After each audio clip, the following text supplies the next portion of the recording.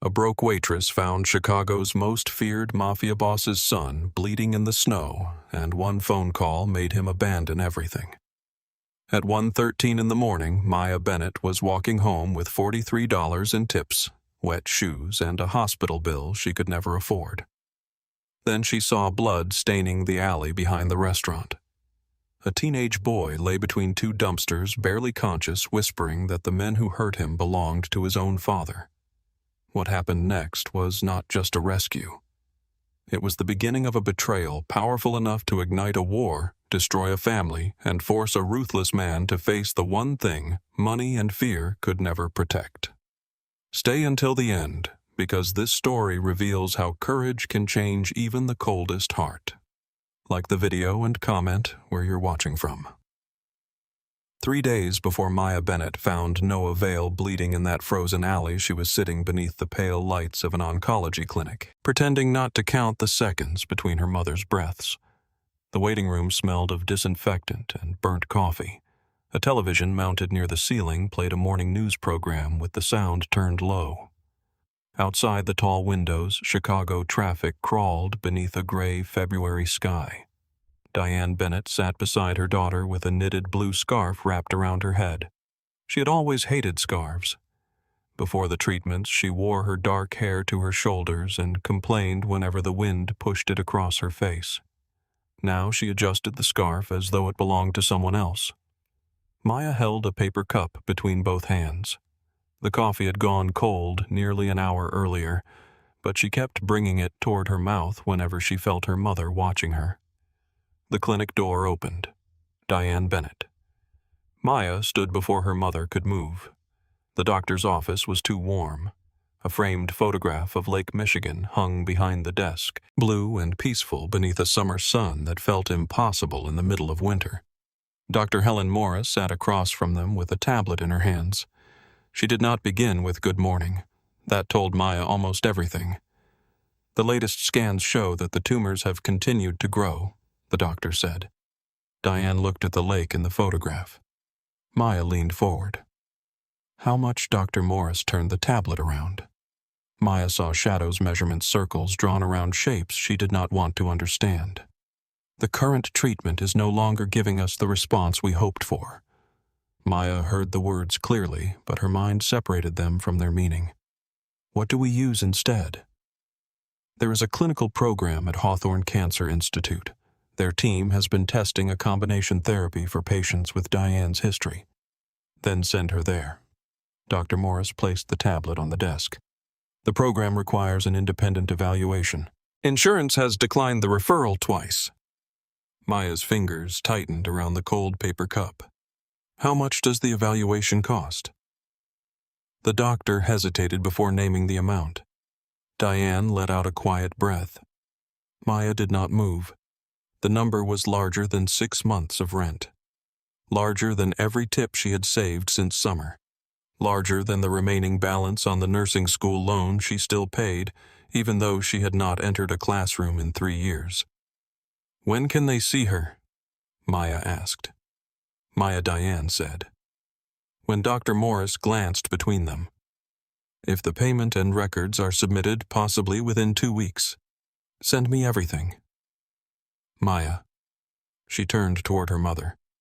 Diane's eyes were tired, but there was nothing weak in them. We need to talk about this. We are talking. No. You are making decisions while pretending I am not sitting here. Maya lowered the cup. Dr. Morris quietly excused herself to arrange the paperwork. The door closed. For a moment, neither woman spoke. Diane looked down at her hands. Her wedding ring had become loose since the treatments began. She wore it on a thin chain around her neck now because she was afraid it would slip from her finger. You cannot keep doing this, she said. Doing what acting like one more shift will solve everything. One more shift helps. One more shift buys groceries. It does not buy that evaluation. Then I will find another way.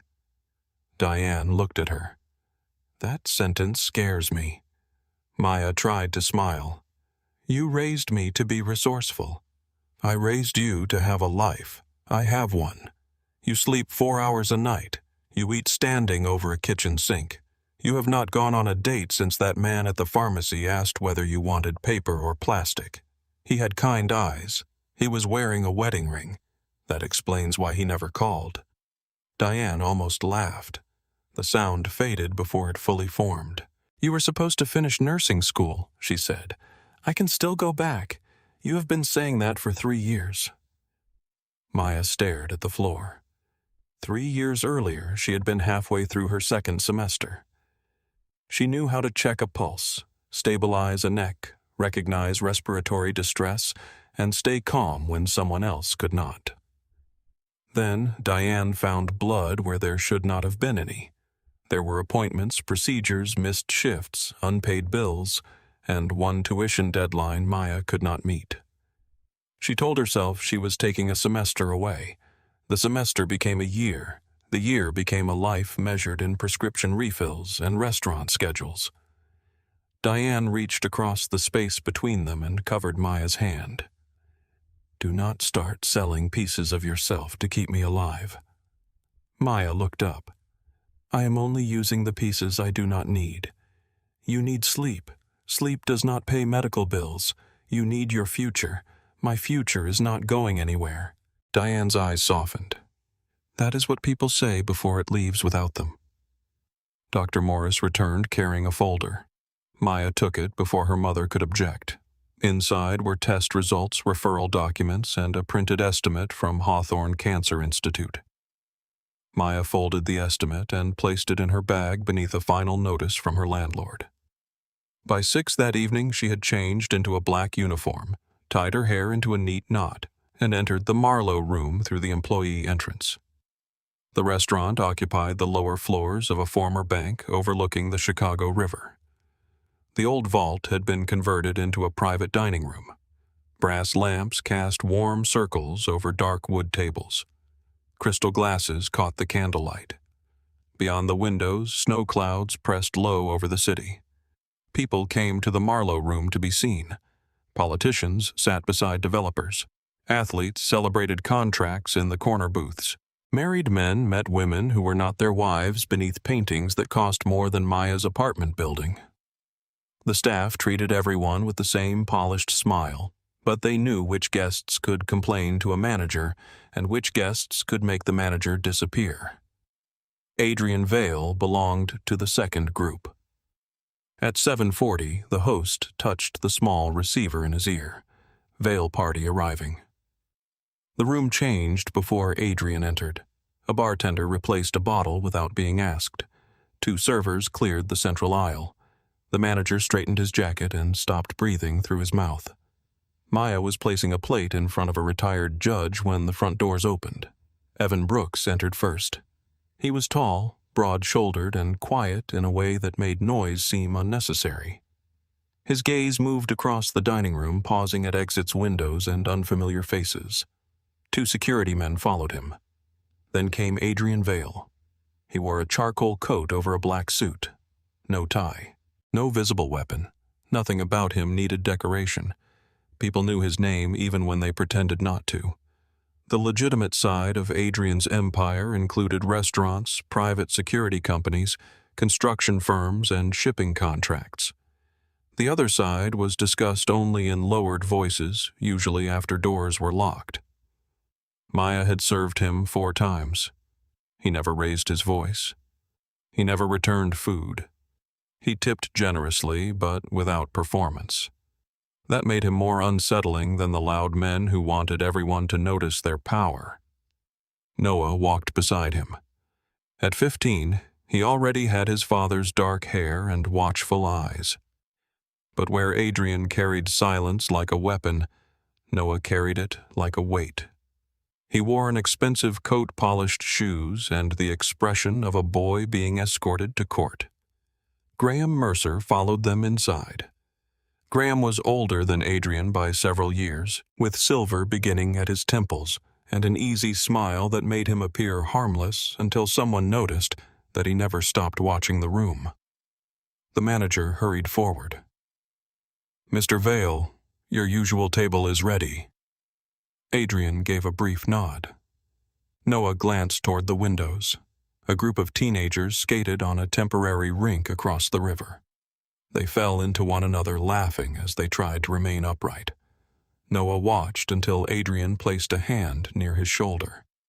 Not touching, directing.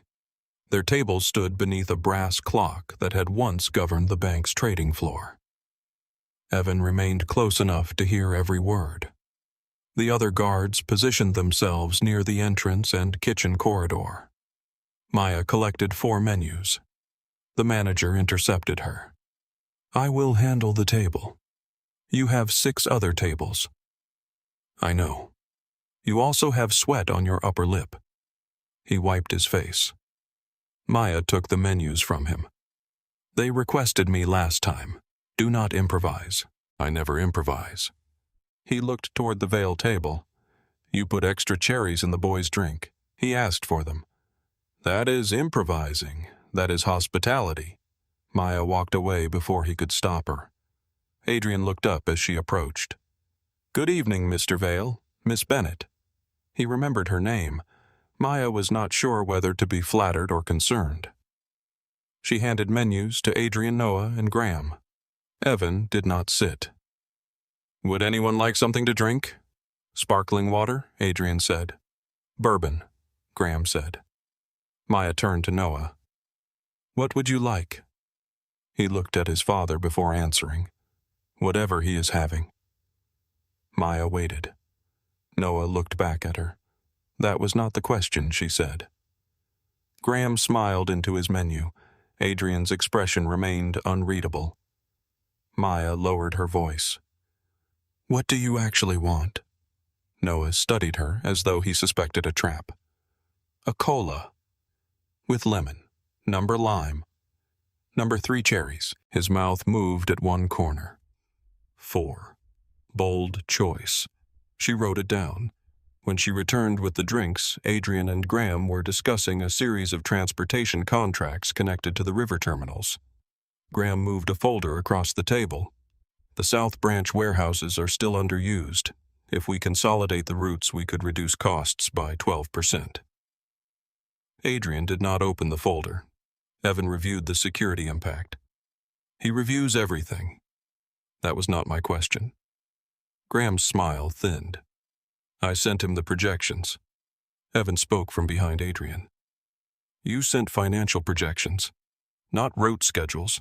I assumed your department could manage the details." "My department manages details before they become funerals." Noah stared at the ice in his glass. Maya placed the cola in front of him. 4 cherries rested against the rim. He looked up and gave her a quick smile. Adrian noticed. Maya took their orders. Graham chose steak. Adrian ordered sea bass. Noah closed his menu without reading it. "What can I bring you?" Maya asked. "Whatever my father ordered." She did not write. Noah sighed. "Grilled cheese." The table went silent. Maya nodded with complete seriousness. "Excellent.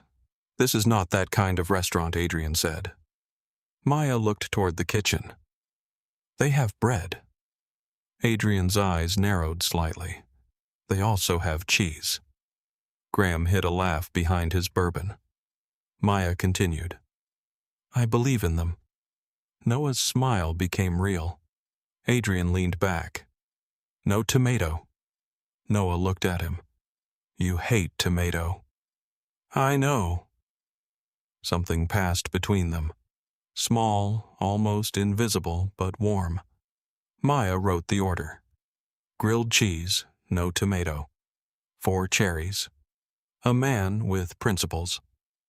As she walked away, she heard Graham speak. "Is Noah still using the State Street entrance at school?" Adrian's voice changed. "Security handles his routes. I am reviewing transportation costs." Evan answered. "Review them with me."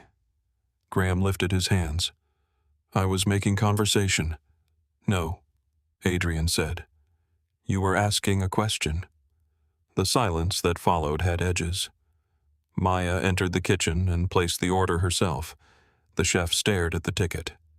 Grilled cheese, Use the sourdough. For Vale.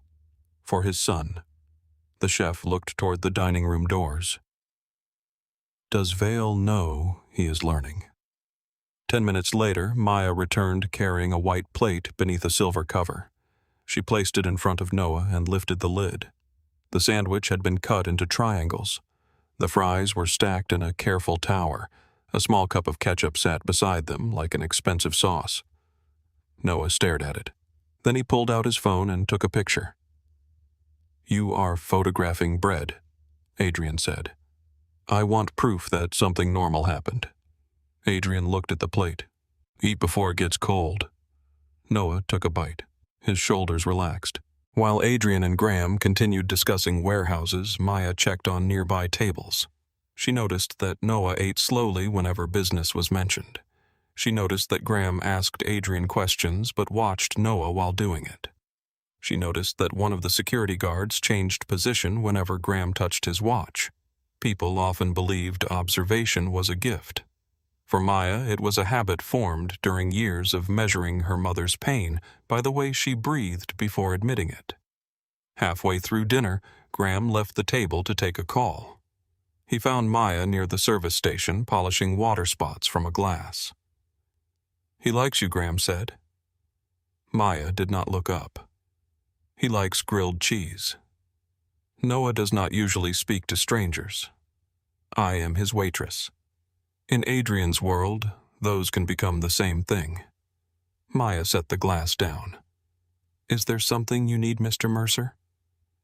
"Only curiosity. That is not on the menu." He smiled. Up close, he smelled faintly of cedar and smoke. He reached into his pocket and removed a silver $50. He flipped it over his thumb, caught it, then flipped it again. Click. Catch. Click. "You notice things," he said. "So do you. That can be useful. It can also make dinner cold."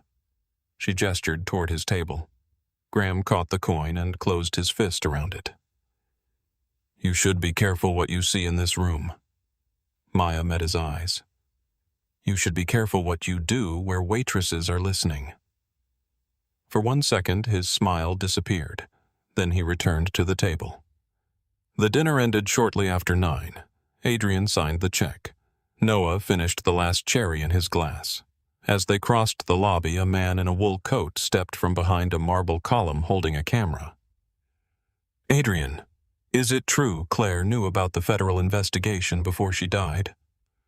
A flash burst across the lobby. Noah stopped. The photographer moved closer. "Noah, did your mother ever tell you what your father really does?" Another flash. Security reacted, but the man was already between Noah and the door. Noah's breathing changed. Maya heard it from several feet away. Fast, shallow, trapped. She opened the service door beside the coat room and caught Noah by the sleeve. "This way." He followed before anyone could stop him. She guided him into a narrow kitchen corridor and closed the door against the shouting. Noah pressed his back to the wall. "I cannot breathe." "Yes, you can." "I cannot. Look at me." His eyes remained fixed on the floor. Maya crouched so she was below his line of sight. "Name 5 things you see." "What 5 things?" He swallowed. "The exit sign." "Good." "The silver cart." "Keep going." "Your name tag." "The broken tile." "The fire extinguisher." 4 things you can touch. "My coat, the wall, my watch." He pressed his shoe against the floor. "The floor." 3 things you can hear. "The kitchen." "Someone shouting." "Your voice." His breathing began to slow. The door opened. Adrian entered with Evan behind him. His gaze moved from Maya to Noah and then to the corridor door. "Who touched him?" "No one," Maya said. Noah shook his head. "I am fine. You are not fine." "I said I am." Adrian stepped closer. Noah's shoulders tightened again. Maya stood. "He needs quiet." Adrian looked at her. Most people would have lowered their eyes. Maya did not. He does not need to be questioned while he is still trying to breathe. Adrian studied his son. Then he turned to Evan. "Clear the lobby." It is already done. The photographer. Being held. Adrian's jaw flexed. Maya knew better than to ask where. Noah pushed away from the wall. I want to go home. Adrian nodded. As they reached the employee exit, Adrian stopped. He took a matte black card from inside his coat. There was no company name, no title, only a telephone number embossed in silver. He offered it to Maya. She looked at the card without taking it. What is this? A number that reaches me directly. Why would I need that? My son trusts you. Noah looked toward the floor. Maya folded her arms. That sounds dangerous for both of us. It may be. Adrian held the card between two fingers. It is not for money, employment, or favors. Good. I do not ask men for things they can use against me later. His eyes sharpened. Not with anger. With recognition. Call only if Noah needs help. Maya took the card. I hope I never use it. So do I. Outside, Evan opened the rear door of a black sedan. Noah paused before entering. Thank you, he said to Maya. For the sandwich or the breathing. Both. Next time, 5 cherries. He smiled and climbed inside. Adrian entered beside him. The car moved into traffic with 2 security vehicles following. For several blocks, Noah watched the city through tinted glass. Then he said, Tyler invited me to his birthday on Saturday. Adrian looked up from his phone. Where? His house. Who will be there? People from school. Parents, probably. Evan will review it. Noah turned from the window. I do not need a security review for a birthday party. Yes, you do. I want to go without 4 guards standing in the kitchen. No. You did not even think about it. I did not need to. Noah's face hardened. They had cameras tonight, Dad, not guns. You do not know the difference until it is too late. No. You do not know the difference anymore. Adrian went still. Noah looked back toward the city. You protect me so much that I do not get to have a life worth protecting. No one spoke for the rest of the drive. 3 nights later, snow began falling before sunset. By midnight, several train lines had stopped running. Wind rolled between the buildings and buried the sidewalks faster than crews could clear them. Maya finished closing the Marlowe room at 12:58. Her rideshare canceled twice. The last bus was due in 11 minutes. She buttoned her coat, checked the black card in her wallet, and stepped through the employee exit. The service alley would save her 5 minutes. She was halfway through the darkness when she heard someone whisper her name. Maya. She turned toward the sound. Blood marked the snow beside the dumpster. Noah Vale lay beyond it, trying and failing to lift his head. For 1 second, Maya could not move. The alley narrowed around her. The wind disappeared. The distant traffic faded until all she could hear was the rough pull of air through Noah's throat. Then her body remembered what fear had forgotten. She dropped beside him. Noah, do not move. His eyes opened halfway. Maya, I am here. His lips were pale. One side of his face had swollen beneath the skin. Blood ran from a cut near his temple and disappeared into his hair. Maya placed 2 fingers against his neck. His pulse was fast but present. She leaned close enough to feel his breath against her cheek. Shallow. Uneven. Still there. What happened? Noah tried to turn his head. Pain crossed his face. Do not move your neck. My legs. What about them? I cannot feel them right. The words struck harder than the cold. Maya looked along his body without touching him. His coat was torn near the shoulder. His shirt had been pulled loose. Red marks circled both wrists where restraints had cut into the skin. His shoes rested several feet away. Someone had removed them. Someone had arranged them side by side. Maya took off her coat and spread it over him. The wind went straight through her uniform, but she barely noticed. She reached for her phone. The battery icon glowed red. 6%. She called emergency services first. The operator answered quickly. Maya gave the address, described Noah's condition, and warned them about a possible neck or spinal injury. When the call ended, she opened her wallet. The black card waited behind her identification. Adrian Vale's private number. For 3 days, it had felt like an object that did not belong in her life. Now it felt heavier than everything else she carried. Maya pressed the number. The call connected after one ring. Vale. His voice held no sleep. "This is Maya Bennett." A pause. "The waitress from the Marlowe room. I remember." She looked down at Noah. "I am in the service alley behind the restaurant." "Why Noah is here?" Silence followed. Not confusion. Something worse. Adrian's voice changed. "What do you mean he is there? He is hurt. He is bleeding and he cannot get up." Across the city, Adrian sat at the head of a glass conference table 40 stories above Lake Michigan. 7 men surrounded him. Contracts lay open beneath white lights. A city planning representative waited for Adrian's signature on a port agreement worth more money than Maya would earn in several lifetimes. Adrian rose so quickly that his chair rolled backward and struck the window. "Is he breathing?" "Yes." "Is he conscious?" "Barely." "Do not move him." "I know." That answer stopped him for half a second. Behind him, Graham Mercer leaned forward. Adrian lifted one hand. The room fell silent. "Is an ambulance coming?" he asked. 3 or 4 minutes. Stay with him." Maya pressed her scarf against the cut near Noah's temple. "I am not leaving." Adrian ended the call. The city planning representative stood. "Mr. Vale, we still need your signature." Adrian closed the contract. "Tomorrow. The deadline is tonight." Adrian walked toward the door. Graham followed. "What happened?" Adrian did not slow. "My son is bleeding in an alley." Every face in the room changed. Graham reached for his phone. "Where?" "The Marlowe room. That makes no sense." Adrian stopped at the elevator. His expression turned cold. "No, it does not." The elevator doors opened. Within seconds, calls moved through the Vale organization. Garage doors rose across the city.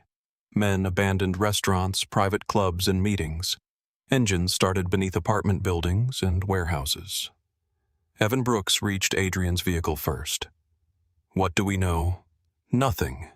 "Who found him?" "Maya Bennett." Evan opened the rear door. "Hospital Lakeshore Medical." The driver pulled into traffic before the door had fully closed. Snow swallowed the headlights. Back in the alley, Noah's fingers moved beneath Maya's coat. She took his hand. "Stay with me." His grip tightened. "Do not let him attack Rourke." Maya leaned closer. "Who?" "My dad." "Did Victor Rourke do this?" Noah's eyes struggled to focus. They kept saying his name. Who kept saying it? "The men." "What men?" His breath caught. Maya squeezed his hand. "Do not force it. Just breathe." Noah swallowed. "Black van." 3 of them. Maybe 4. "Did you see their faces?" "No." "Did they tell you where they were taking you?" He shook his head before pain stopped him. "They said Rourke owned the river now." Maya knew the name. Everyone in Chicago knew the name. Victor Rourke controlled clubs' unions and half the freight movement on the South Side. Rumors said he and Adrian Vale had spent years one insult away from war. Then why should your father not believe them? Noah's eyes opened wider. Because one was ours.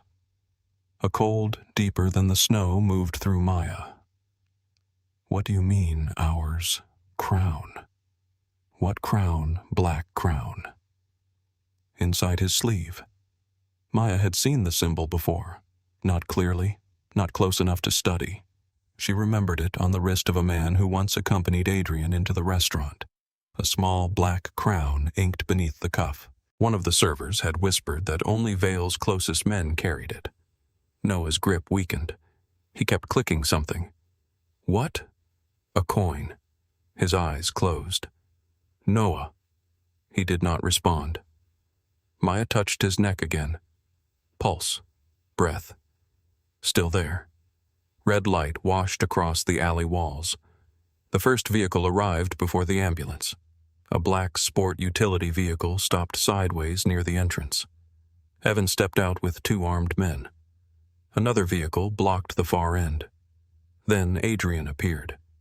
He saw Maya first. Then he saw the blood. Then he saw his son. For 1 second, the man feared across Chicago disappeared. Adrian crossed the snow and dropped beside Noah. Noah. His voice broke on the name. He reached beneath Maya's coat. She caught his wrist. Every armed man in the alley became still. Adrian looked at her hand. Maya did not release him.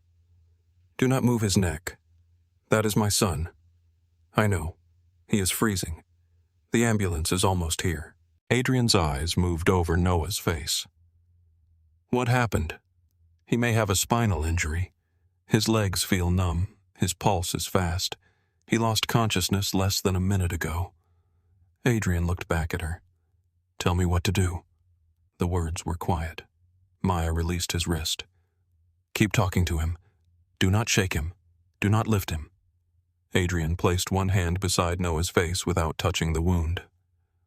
Noah, it is Dad. No response. I am here. The sirens grew louder. Evan crouched near Maya. Did you see anyone leave? No? Any vehicles? Number anything unusual? Maya looked toward the wall. A silver object shone beneath the snow. She pointed. There. One of the security men stepped closer. His boot covered it. Maya looked up at him. He moved his foot. The silver object was gone. What was it? Evan asked. I thought I saw a coin. The security man glanced toward the alley entrance. His sleeve had shifted above his glove. A black crown marked the inside of his wrist. The paramedics arrived before Maya could speak. The alley filled with command's equipment and controlled movement. A cervical collar was fitted around Noah's neck. Oxygen covered his mouth. Warm blankets replaced Maya's coat. Adrian stayed close but did not interfere. When the paramedics lifted Noah onto the stretcher, his eyes opened. He searched the alley until he found Maya. Come. She stepped nearer. What? Come with me. Adrian looked at her. Maya expected an order. Instead, he asked, Will you? She nodded. Inside the ambulance, every sound felt too loud. The monitor beeped beside Noah's head. The vehicle shook as it crossed frozen streets. A paramedic inserted an intravenous line while another cut Noah's shirt to examine the bruising along his ribs. Adrian sat beside the stretcher. He held Noah's hand with one hand and turned his wedding ring with the other. Once. Twice. Again. Maya sat near the doors, wrapped in a thermal blanket. Her wet uniform clung to her skin. The paramedic looked at her. Are you injured? No. There is blood on your sleeve. It is his. The paramedic nodded and returned to Noah.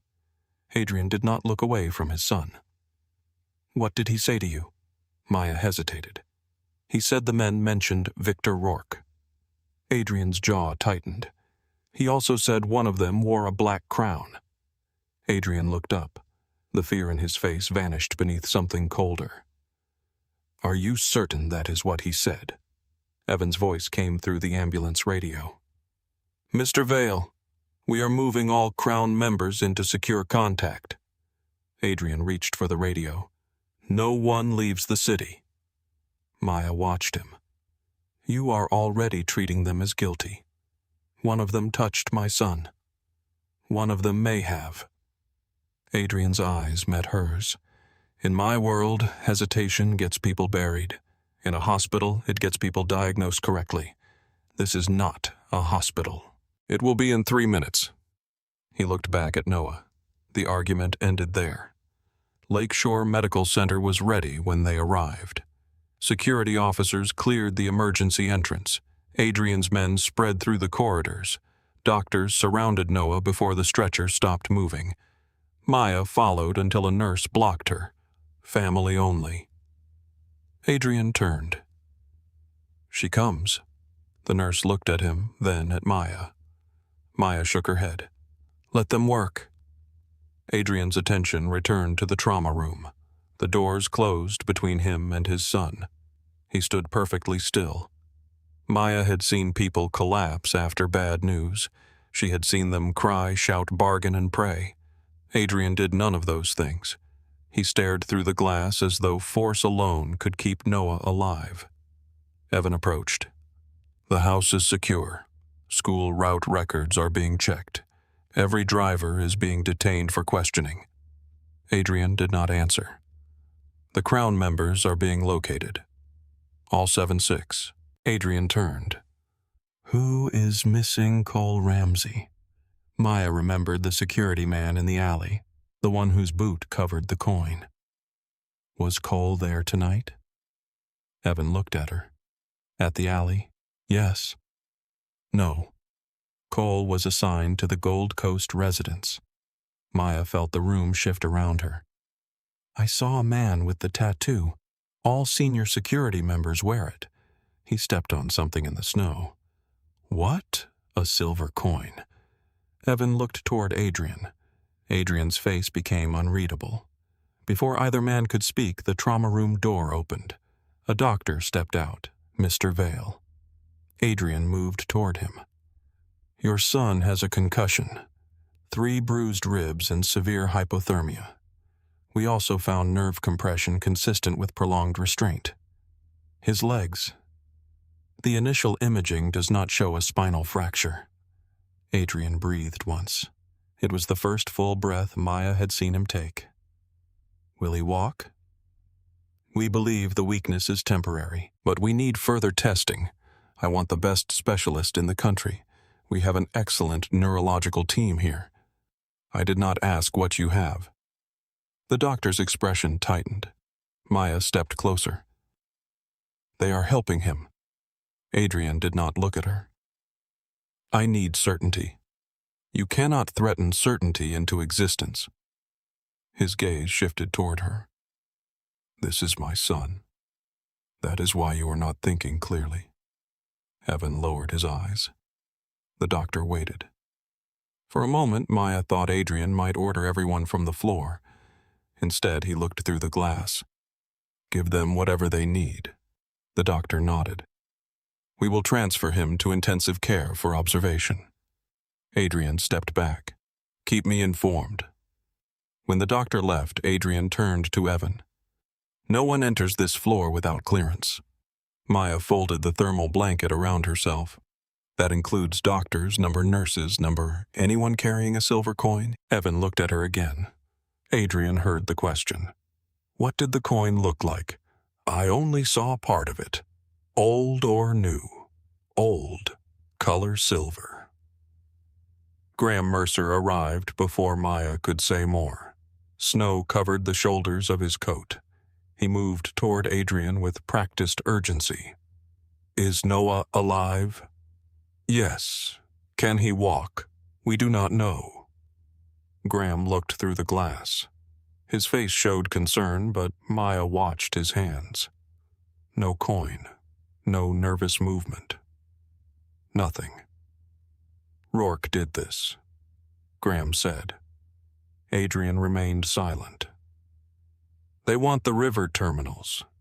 They have been pressing the unions for weeks. We have no proof. We have Noah. We have a wounded boy who heard a name. Graham lowered his voice. If we wait, they will believe you are weak. Adrian turned toward him. My son is in intensive care and you are worried about appearances. I am worried about what happens if the city smells blood. Maya saw something in Adrian's eyes. Not agreement. Assessment. He was looking at Graham the way he had looked at the unsigned contract, as something that might contain danger beneath the language. Noah woke shortly before dawn. The room was dim. Machines glowed around the bed. Snow pressed against the windows. Adrian sat beside him. Maya waited near the door. Noah opened his eyes and tried to move. Pain stopped him. "Do not," Adrian said. Noah looked toward the blanket covering his legs. "I still cannot feel them right. The doctors say the nerves are compressed. Does that mean temporary?" "Yes," Adrian answered too quickly. Noah noticed. "So they do not know. They believe you will recover." Noah looked away. Adrian leaned closer. "Tell me what happened." Maya saw Noah's body tighten. "Not now," she said. Adrian did not look at her. "I need to know. He needs to breathe." Noah swallowed. "I can tell him." Maya moved to the side of the bed. "You can stop whenever you need." Noah nodded. He described leaving the Vale residence shortly after 8. His usual vehicle had been replaced because the driver claimed there was an engine problem. A man Noah had never seen sat behind the wheel. The replacement vehicle turned away from the normal route. Noah reached for his phone. The driver locked the doors. A black van blocked the street. 3 masked men pulled Noah from the car. One struck him in the ribs. Another tied his wrists. They kept saying Rourke. Noah whispered. "What exactly?" Adrian asked.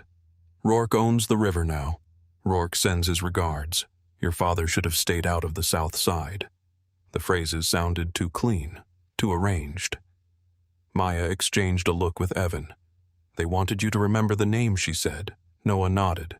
"Every few minutes. Did they ask questions? No. Demand money? No. Make you call your father? No." Adrian stood. Then the message was the purpose. Noah closed his eyes. One man knew the house. Adrian stopped. "How?" "He said the Westgate camera freezes when the temperature drops." Evan's face hardened. "That information is restricted," Noah continued. "He said my father would burn half the city before sunrise." Graham stood near the window. "That sounds like Rourke." Maya looked at him. "No, it sounds like someone who knows Adrian." Graham turned.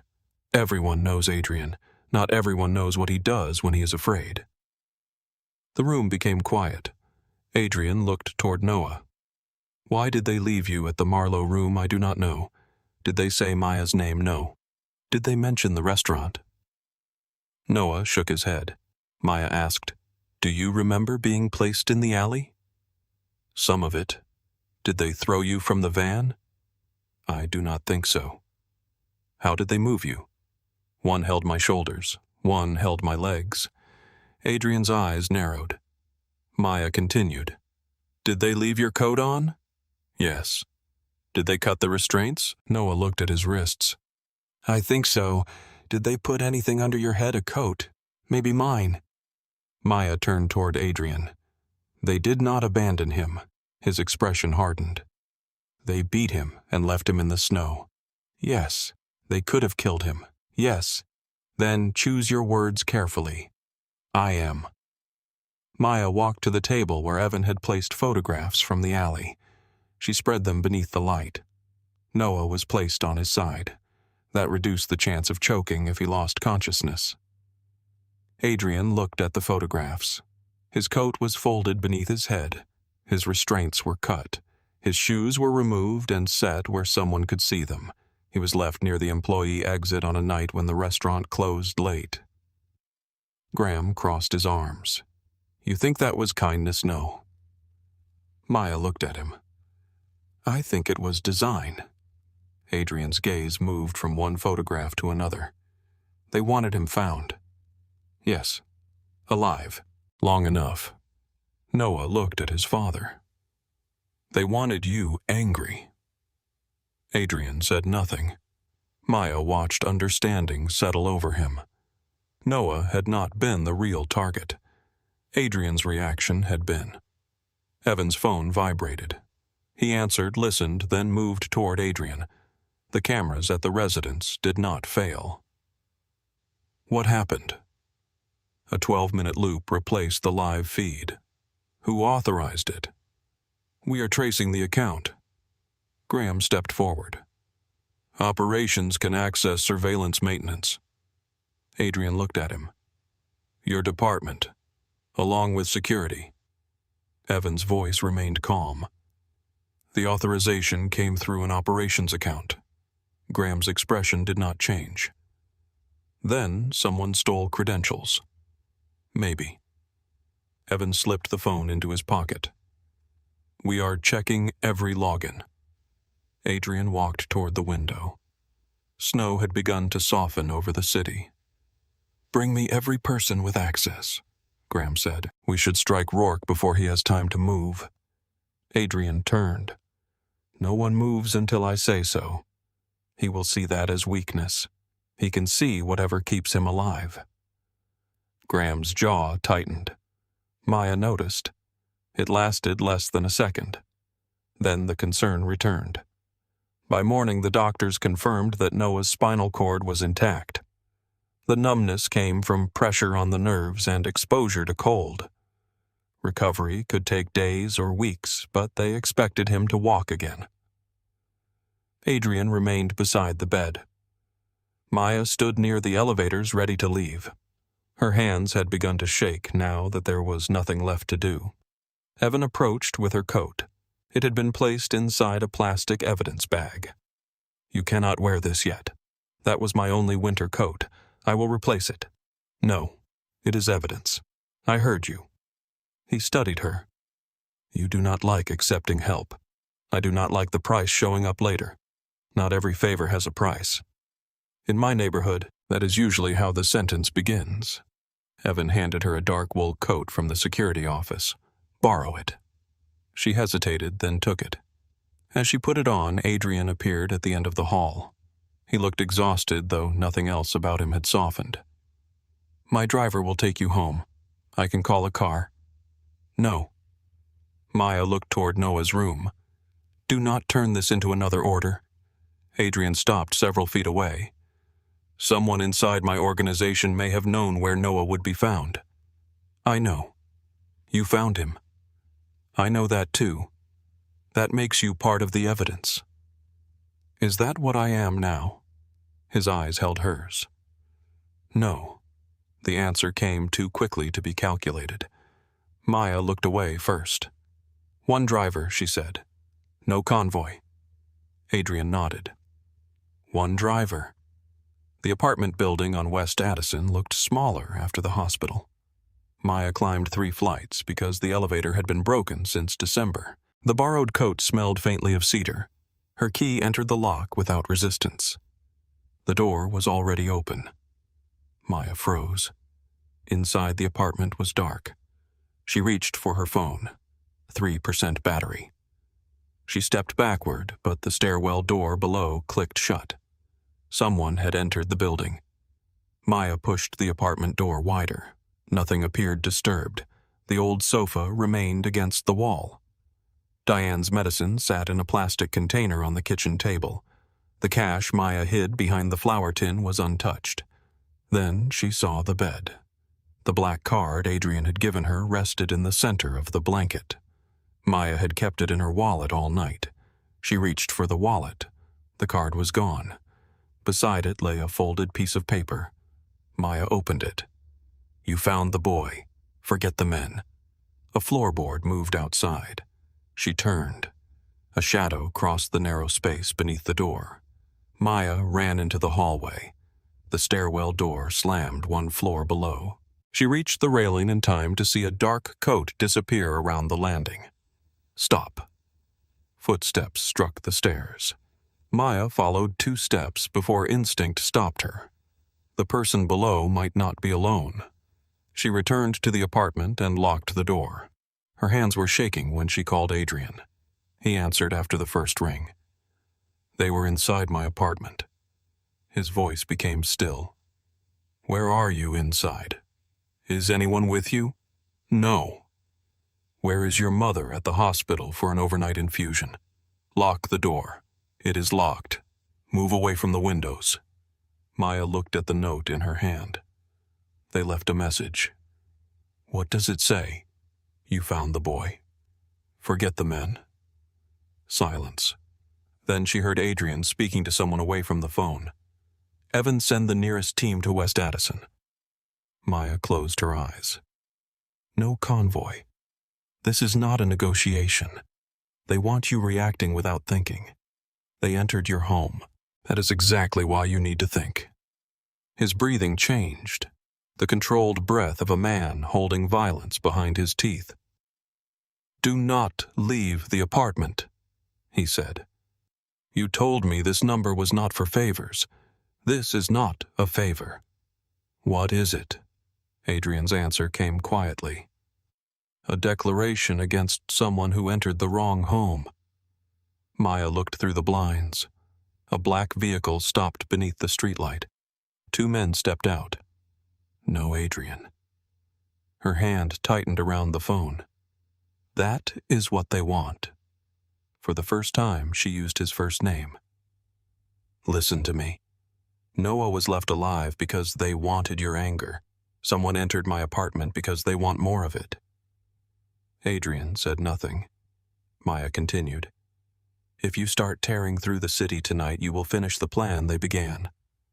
The men outside entered the building. Adrian's voice lowered. "What do you want me to do?" The question surprised her more than any command could have. "Protect Noah. Protect my mother. Find out who had access to the cameras, the routes, and my address. And you, I will stay here until Evan arrives. He is already in the lobby." A knock sounded at the door. 3 controlled taps. "Maya," Evan called. "It is me." She opened the door. Evan entered with 2 guards, checked every room, then took the note with gloved hands. Adrian remained on the phone. Maya sat on the edge of the bed. The black card lay between them, waiting beneath the light. Evan looked at it. "They wanted you to know they could reach you." Maya looked toward the open doorway. "No." She met Evan's eyes. They wanted Adrian to know. On the phone, Adrian heard every word. This time he did not order anyone to attack. He asked Evan to seal the building move Diane under a protected name and trace every person who had accessed Maya's employee file. Then he ended with 4 words. "Bring her to me." The words came through the phone with the weight of an order. Maya looked at Evan. "No." Evan stood in the middle of her apartment while 2 security men checked the windows and fire escape. The threatening note rested inside a clear evidence sleeve on the table. Evan lowered his phone. "Adrian is at the hospital. So am I supposed to feel better because he wants to control me from a medical building? He wants you somewhere secure." I was secure until someone connected to his world walked through my door. Evan accepted the accusation without defending himself. The apartment felt violated in ways Maya could not explain. Nothing had been stolen. No furniture had been damaged. Yet every familiar object now looked as if someone else had touched it. Her mother's mug waited beside the sink. A blanket lay folded over the sofa. A photograph of Maya in her nursing school uniform stood on a shelf near the window. Whoever entered had seen all of it. They had walked through the small life she spent years protecting and left a message in the center of her bed. Evan looked toward the hallway. "You cannot stay here tonight. I am not going to Adrian's house." He did not ask you to. He rarely asks. He is trying. Maya stared at him. Evan added, "You told him to think before reacting. He did. He sent armed men. He sent protection. No one has been hurt. Yet." Evan's expression changed slightly. Maya understood that he heard the warning, too. She collected a change of clothes, her mother's medical documents, and the envelope containing the Hawthorne estimate. When she lifted her wallet, she found the black card inside again. The intruder had placed it there after leaving it on her bed. That detail unsettled her more than the note. The card had not been stolen. It had been returned. Someone wanted her to keep calling Adrian. The drive to Lakeshore Medical took less than 20 minutes. Snow continued falling, softening the edges of parked cars and street signs. Maya sat in the rear seat beside Evan. One security vehicle followed behind them. Another remained outside her building. "One driver and no convoy," she said. "This is not a convoy. There are 3 cars. One is yours. One is mine. One belongs to the men watching your apartment. That sounds like a convoy with better public relations. Evan almost smiled. Almost. His phone vibrated. He answered and listened. Understood. He ended the call. What Maya asked. Your mother has been moved. The air inside the vehicle changed. Maya turned toward him, to where a private room on the oncology floor. Who authorized that, Adrian? He moved my mother without asking me. She was transferred inside the same hospital. That is not the point. She is safer. You do not know that. We know no one entered the oncology wing after her name was removed from the public system. Maya stared through the windshield. The snow came harder now. Did anyone ask her? Evan did not answer immediately. That was enough. The vehicle stopped at a private hospital entrance. Maya opened the door before the driver could reach it. She crossed the lobby, entered the elevator, and pressed the button for the oncology floor. Evan followed without trying to stop her. Diane's new room stood at the end of a guarded corridor. 2 men in dark suits waited outside. Maya walked between them. Inside, Diane was awake, wearing reading glasses and holding a hospital menu. She looked up. There you are. Maya stopped beside the bed. Are you all right? I have cancer. An overnight infusion and a very disappointing soup. You will have to be more specific. Did they tell you why they moved you? A serious man named Evan said there was a security concern. Maya looked back at the doorway. He did not ask you. He did. Maya paused. Diane lowered the menu. He asked. I agreed. You did? The old room faced the parking garage. This one has a view of the lake. That is not a reason to let strangers move you. It is a better reason than the soup. Maya sat beside her. Diane studied her face. What happened? Someone entered the apartment. The humor left Diane's eyes. Were you there? No. Did they take anything? They left a note. What kind of note? Maya looked toward the window. A warning. Diane reached for her hand. What have you become involved in? I found an injured boy, whose father frightens half the city. He frightens more than half. That was not comforting. I am not involved with him. Diane raised one eyebrow. He moved me to a guarded hospital room before sunrise. That is exactly the problem. The door opened. Adrian stood there. He had removed his suit jacket and rolled his sleeves to his forearms. Fatigue showed beneath his eyes, but his posture remained controlled. Diane looked from him to Maya. That is the dangerous man. Adrian did not react. Maya stood. You moved my mother. I moved her room. You changed her name in the hospital system, temporarily. You placed armed men outside her door. They are not armed inside the room. That is your defense. Adrian glanced at Diane. I can return later. No, Diane said.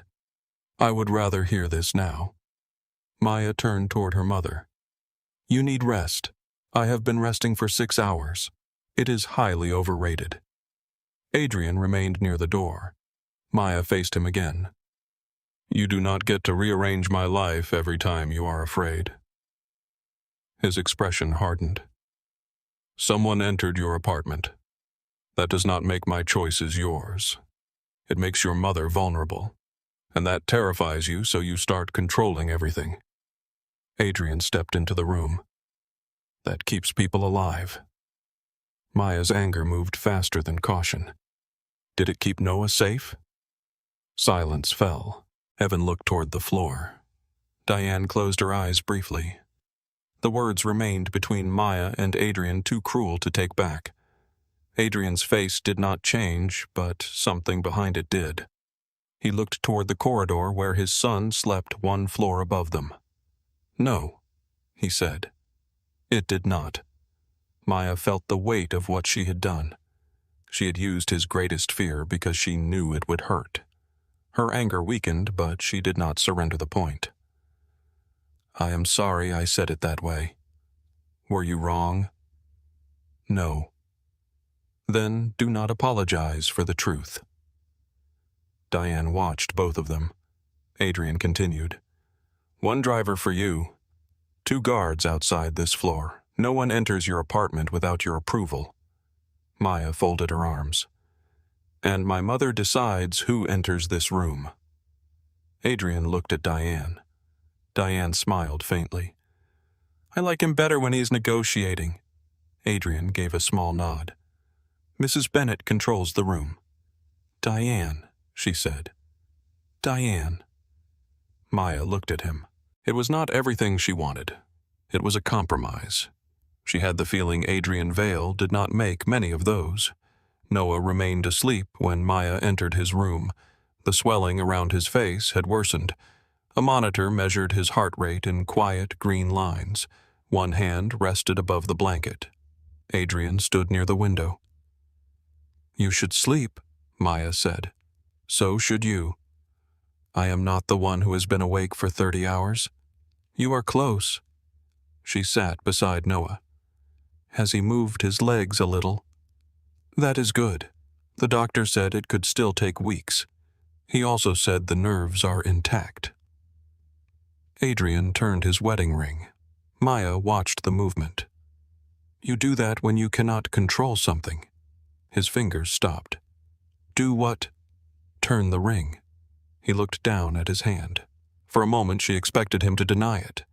Instead he lowered his arm. Claire used to notice. Maya waited. Adrian did not continue. Evan entered carrying a tablet. We recovered the alley footage from the restaurant and 2 nearby buildings. Adrian looked toward Noah.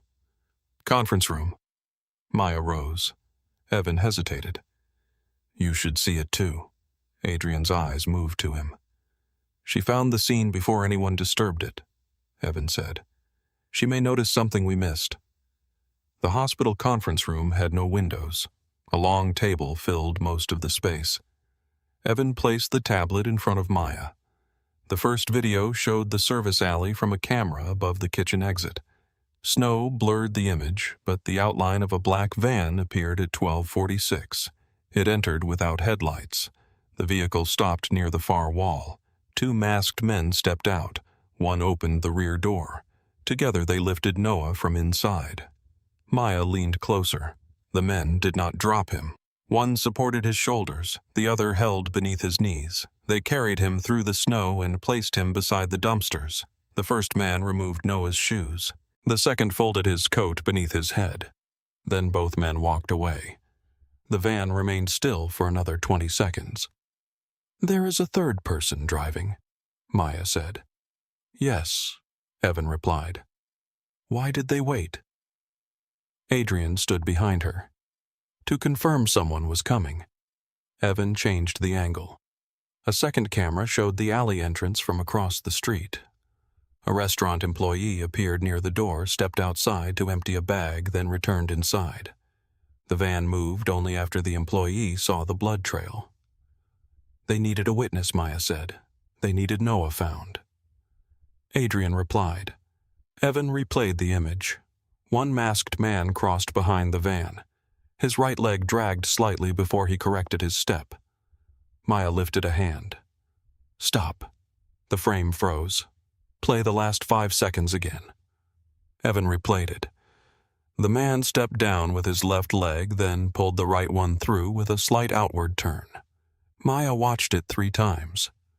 I have seen that before. Adrian leaned closer. Where? At the restaurant. When, several weeks ago. Graham came in with one of your security men. Evan opened a personnel file. Images appeared across the screen. Maya pointed to Cole Ramsey. Him. Evan selected the file. Cole was 34 6 feet tall and assigned to residential security. His record showed a right knee reconstruction 2 years earlier. Adrian's voice turned quiet. He was on duty at my house when Noah disappeared. Evan nodded. He left his post at 9:20. His vehicle was found near Midway Airport. Family, no wife. No children. His sister lives in Indiana. Find her. Evan reached for his phone. Maya continued watching the video. The driver never left the van. A faint reflection moved across the windshield each time light reached the glass. A hand, rising, falling, clicking something that the cameras could not hear. She thought of Graham flipping the silver $50 beside the service station. Click, catch, click. Maya said nothing. Not yet. A limp could be measured. A habit could be imagined. Adrian noticed her silence. What I am not certain. Tell me anyway.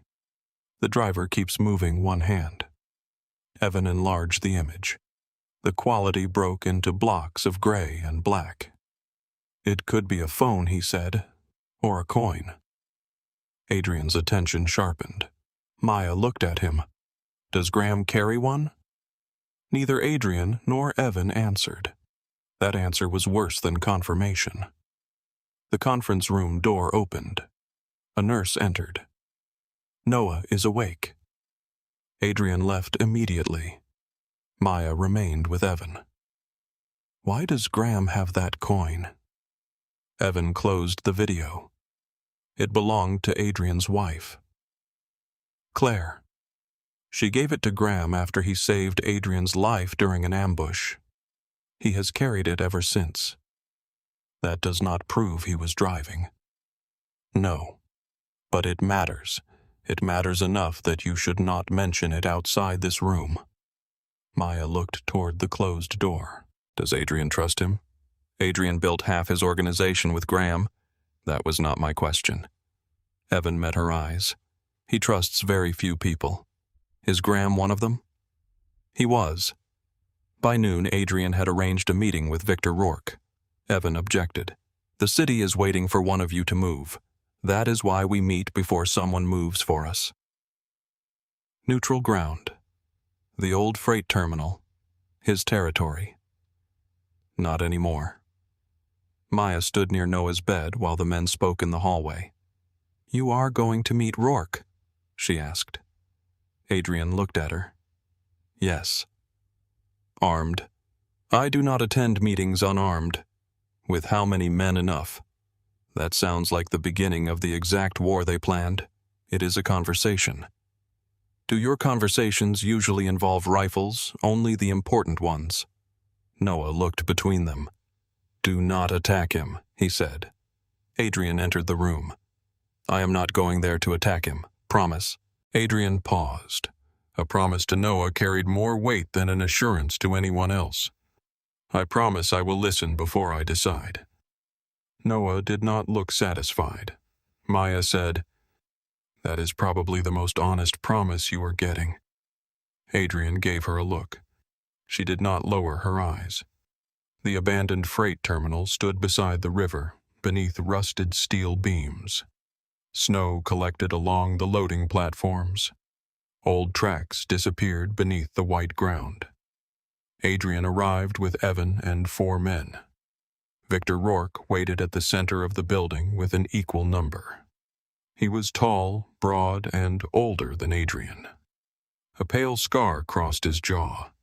He wore no coat despite the cold. A steel table stood between them. Adrian placed a photograph of Noah's injuries on it. Victor looked down. For several seconds, no one spoke. You used my son's name to send a message, Adrian said. Victor lifted his gaze. If I used your son, there would be no confusion about the message. Adrian's men shifted. Evan raised one hand. They became still. Your name was repeated during the kidnapping, Adrian said. Convenient. Your people have been pressing the river unions. That is business. You purchased property near my terminals. That is also business. Adrian stepped closer. My son was beaten. Victor looked at the photograph again. Something in his expression changed. Not fear, disgust. If I wanted a war, your son would not have been left alive behind a restaurant. Adrian's jaw tightened. Choose your words carefully. I did. Victor moved one finger across the edge of the photograph without touching Noah's face. Whoever did this knows your grief makes you predictable. You know something. Victor reached inside his coat. 4 weapons rose around Adrian. 4 more rose behind Victor. Victor slowly removed a folder. He placed it on the table. 3 months ago, Graham Mercer purchased controlling interests in 3 transportation warehouses through shell companies. Adrian did not touch the folder. We're South Branch, Calumet, one near the Indiana line. Why do you care? Because those warehouses become priceless if peace ends. Adrian opened the folder. Property records, financial transfers, and company registrations filled the pages. All legal, all concealed. Victor continued. If you attack me, river access closes. Supply routes change. Security costs triple. Every truck, warehouse, and emergency shipment passes through Mercer's network.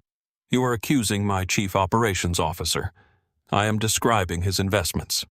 Why give me this?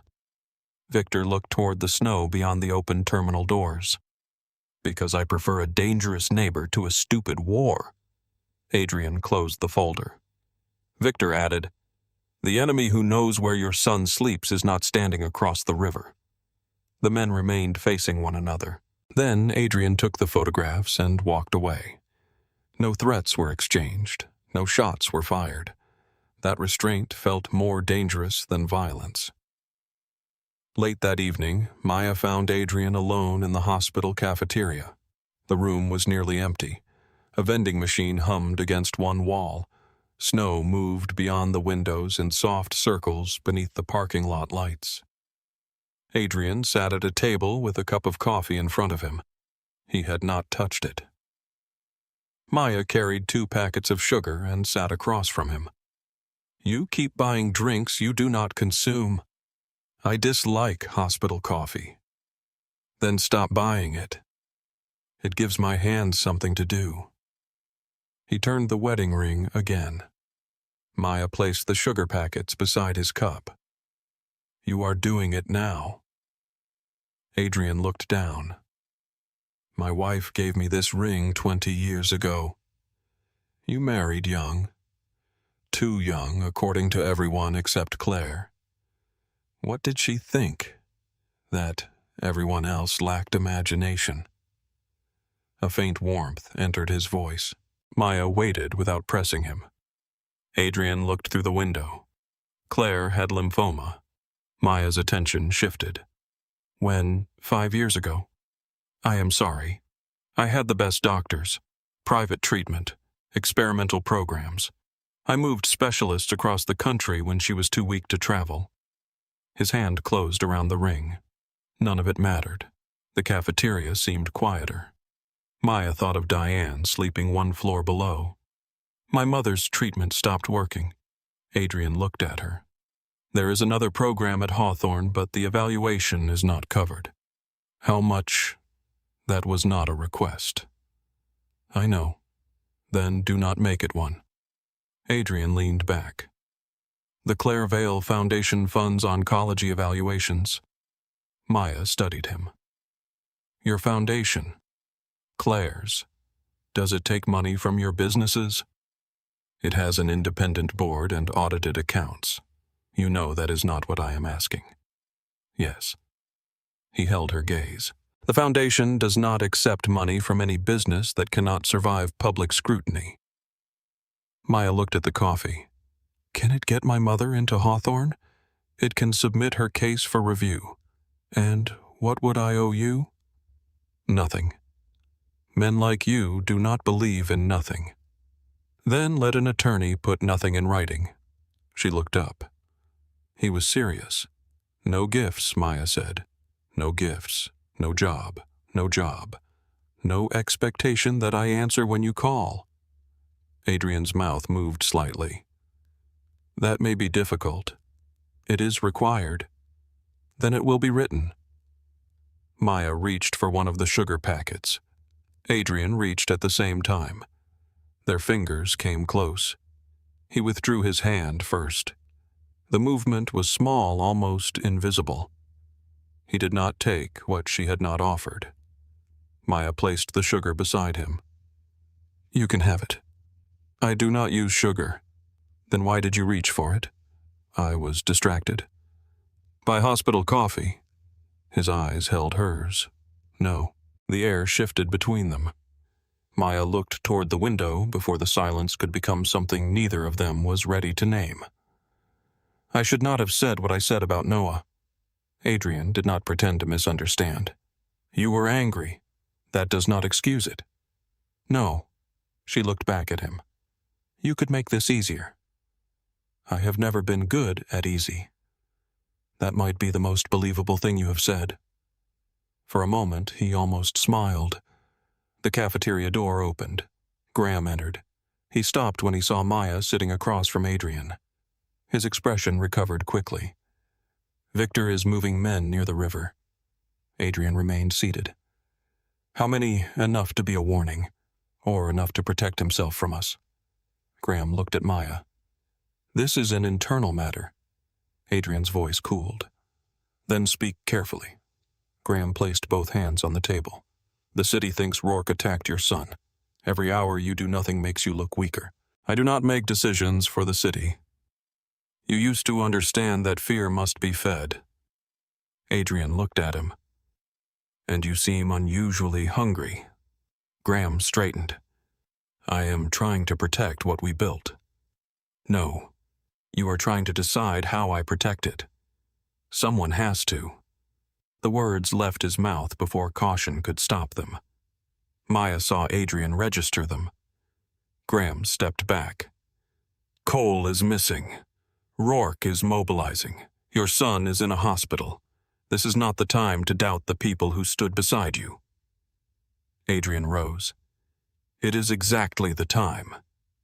Graham's hand moved toward his pocket. A small metallic sound followed. Click. He stopped. Maya looked down. His fingers closed around something inside the coat. Graham noticed her attention. He removed his hand empty. I will return to the office, he said. Adrian watched him leave. Maya waited until the door closed. He had the coin. You heard it. Yes. That still proves nothing. I know. Adrian looked toward the doorway. But you believe me. I believe you notice things. The next morning, Noah began physical therapy. A therapist helped him sit upright and move his feet against light resistance. His right leg responded more slowly, but it responded. Maya stood near the window with Adrian. Noah gritted his teeth. I hate this. The therapist smiled. That is normal. Good. I was worried I had become unpleasant. You were unpleasant before, Maya said.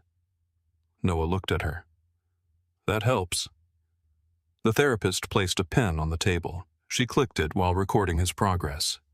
Click, click. Noah froze. His breathing changed. Maya saw it first. Noah. The therapist stopped. He stared at the pen. Do it again. What? Click it. The therapist looked at Maya. Maya nodded. Click. Noah closed his eyes. The hospital room disappeared from his face. He was somewhere else. Inside the van, bound, cold, listening. The coin, he whispered. Adrian moved closer. What about it? One man kept flipping it.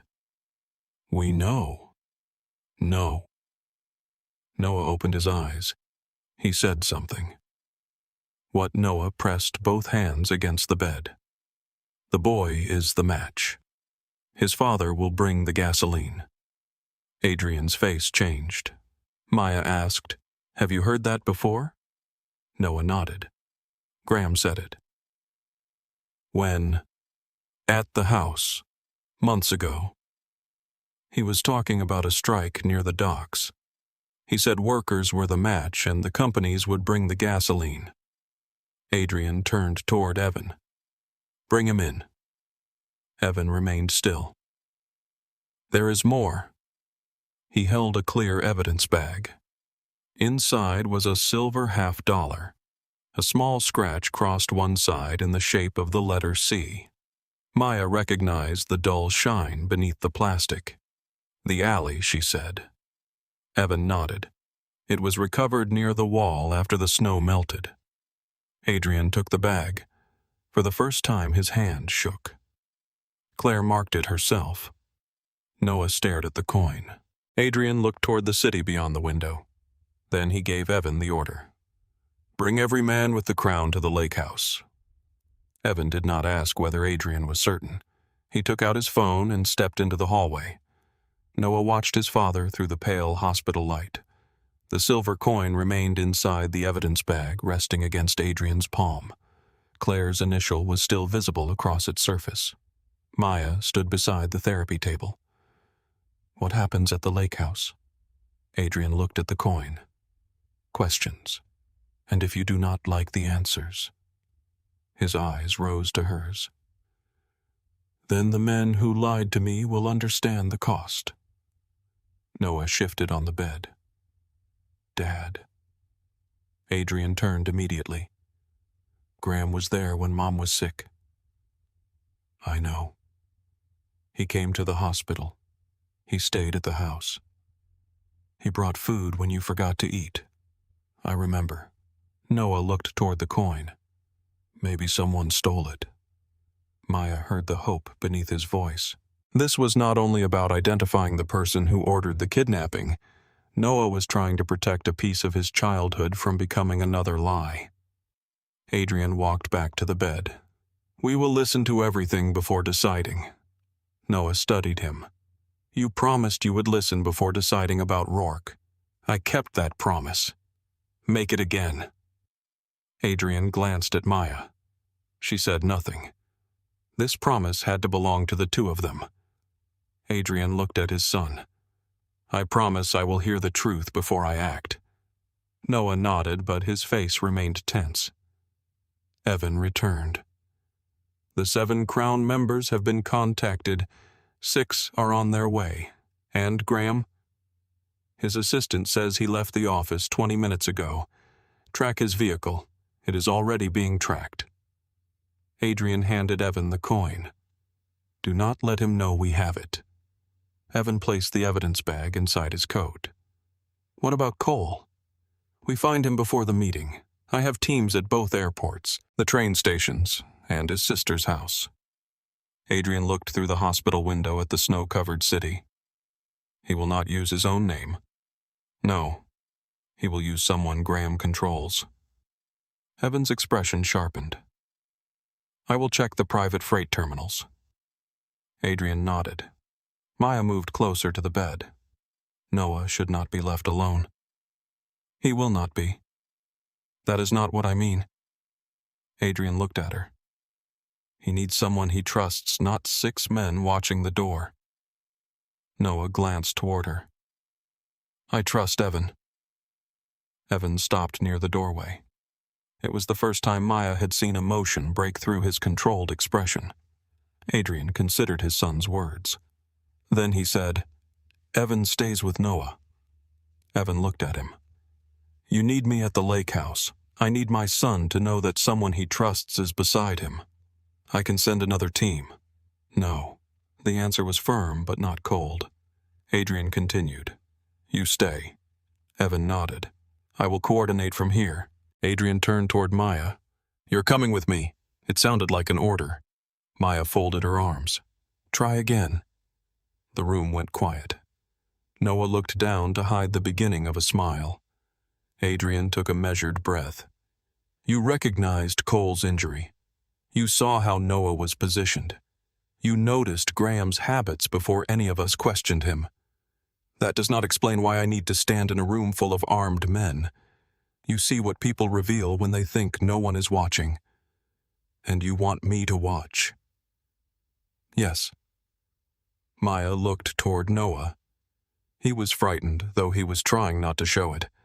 She did not want him imagining what might happen inside that house. "I will come," she said. "But I am not there to approve whatever you decide.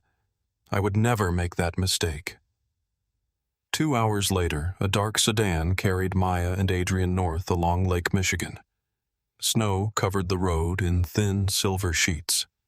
The city gradually disappeared behind them, replaced by bare trees, frozen fields, and expensive homes hidden beyond stone walls. Maya sat on the opposite side of the rear seat. Adrian had changed into a black suit. He wore no tie. The wedding ring remained on his hand. He had not turned it once since leaving the hospital. "Why the lake house?" Maya asked. "No neighboring buildings. One road in, one road out. So no witnesses." His eyes moved toward her. "So no one leaves until I allow it." That was not a denial. No. The honesty disturbed her more than an excuse would have. She looked through the window. What did the crown mean before tonight? Adrian remained silent for several seconds. It began with 5 men. We were young, too ambitious, too certain that loyalty could solve every problem. Graham was one of them. He was the first. What did they promise to protect the family before the business? Maya thought of Noah bound inside a van. Someone forgot which one mattered. Adrian looked toward the road. No, someone decided the business was the family. The lake house appeared beyond a line of snow-covered pines. It was larger than the name suggested. Dark stone walls rose above the frozen shoreline. Wide windows faced the water. Security lights illuminated the driveway where 6 vehicles had already arrived. Armed men stood beneath the entrance canopy. Maya stepped from the sedan. Wind moved across the lake and caught beneath her coat. Adrian walked beside her. "You can still leave." She looked at him. That almost sounded considerate. It was intended to. "Then you need more practice." A faint movement touched his mouth. It vanished as the doors opened. The main room overlooked the frozen lake. A long wooden table stood beneath a row of low lights. 7 chairs faced Adrian's position at the head. 6 men waited. Some were older than Adrian. Others were young enough to have spent most of their adult lives beneath his authority. Each wore a black crown inside the left wrist. Maya recognized 2 from the Marlowe room. One managed Adrian's clubs.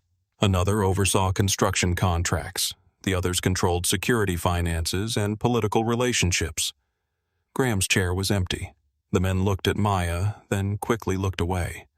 Adrian removed his coat. No phones. A guard moved around the table collecting devices. No weapons. Adrian continued. Several men exchanged glances. One of them, Patrick Sloan, slowly removed a pistol from his jacket and placed it on the table. The others followed.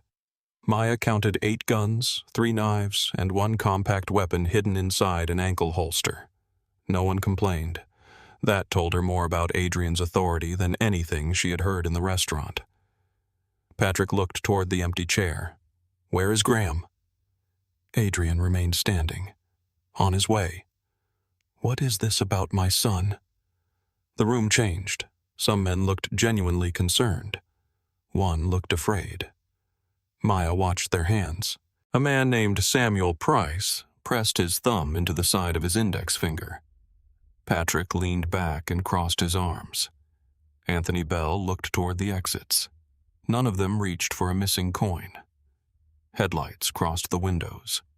A vehicle stopped outside. The front doors opened. Graham entered alone. He removed his gloves with careful movements and gave his coat to a guard. His eyes found Maya first, then Adrian. "I thought this was a Crown meeting." "It is." "Then why is she here?" Maya answered before Adrian could. "Because I found Noah where your men left him." Several heads turned. Graham's expression remained calm. "My men." "That is what we are here to determine," Adrian said. Graham walked to his chair. A guard held out one hand for his phone. Graham placed it in the guard's palm. The guard waited. Graham looked at him. "That is everything." The guard searched his coat and removed a small knife. Graham smiled faintly. "I forgot." "No," Maya said. "You expected him not to check." His eyes shifted toward her. She saw recognition there. Not surprise that she had spoken. Annoyance that she remained alive and willing to do so. Graham sat. Adrian did not. My son was taken from outside my home at 8:16 on Saturday evening. No one moved. A replacement driver used an unauthorized vehicle. The Westgate cameras showed a 12-minute loop. Noah was transported in a black van and restrained for several hours. Adrian placed photographs on the table. Bruises covered Noah's face. Red wounds circled his wrists. One man looked away. Graham studied every image.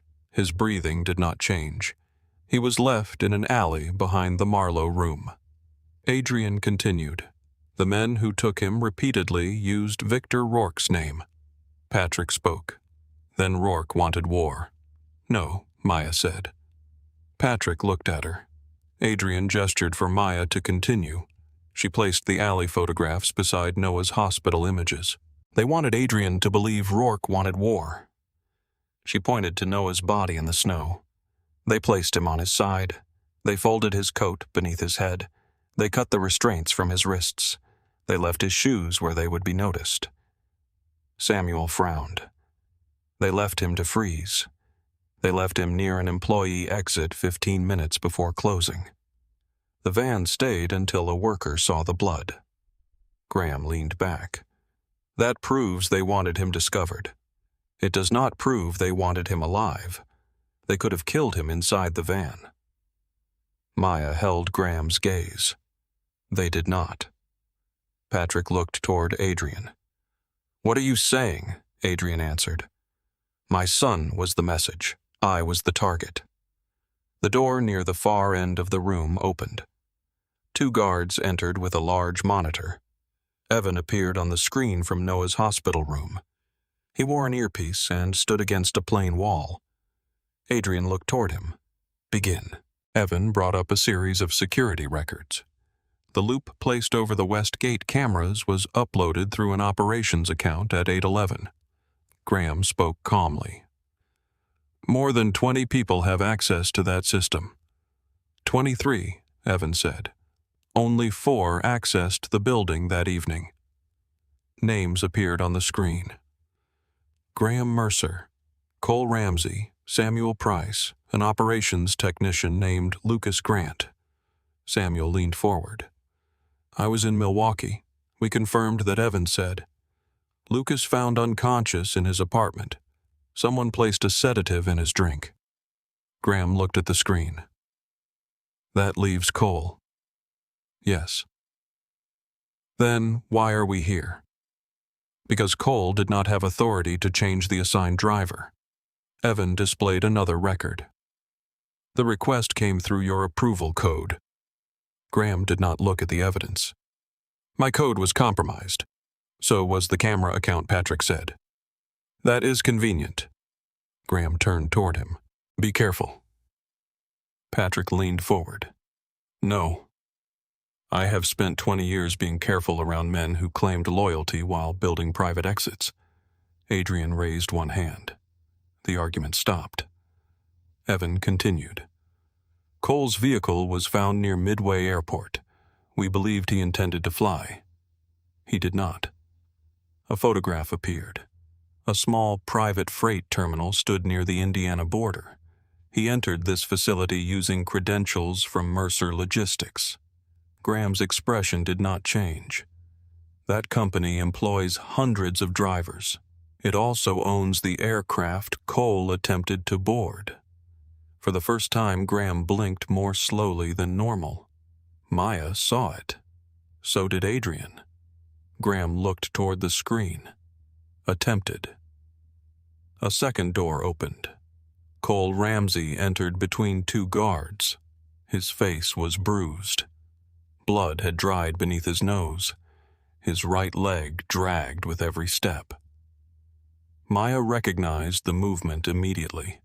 Cole stopped at the end of the table. His eyes moved toward Graham. Fear crossed his face. Graham did not return the look. Adrian spoke. "Tell them." Cole swallowed. "I want protection. You are standing inside my house after helping kidnap my son. I did not touch him." Maya looked at his injured hands. "You carried his legs." Cole's head turned toward her. The room became silent. She continued. You favored your right knee when you crossed behind the van. Cole looked at Graham again. That was enough. Adrian walked around the table. Tell the truth, and I will consider how much of it keeps you alive. Graham's voice remained calm.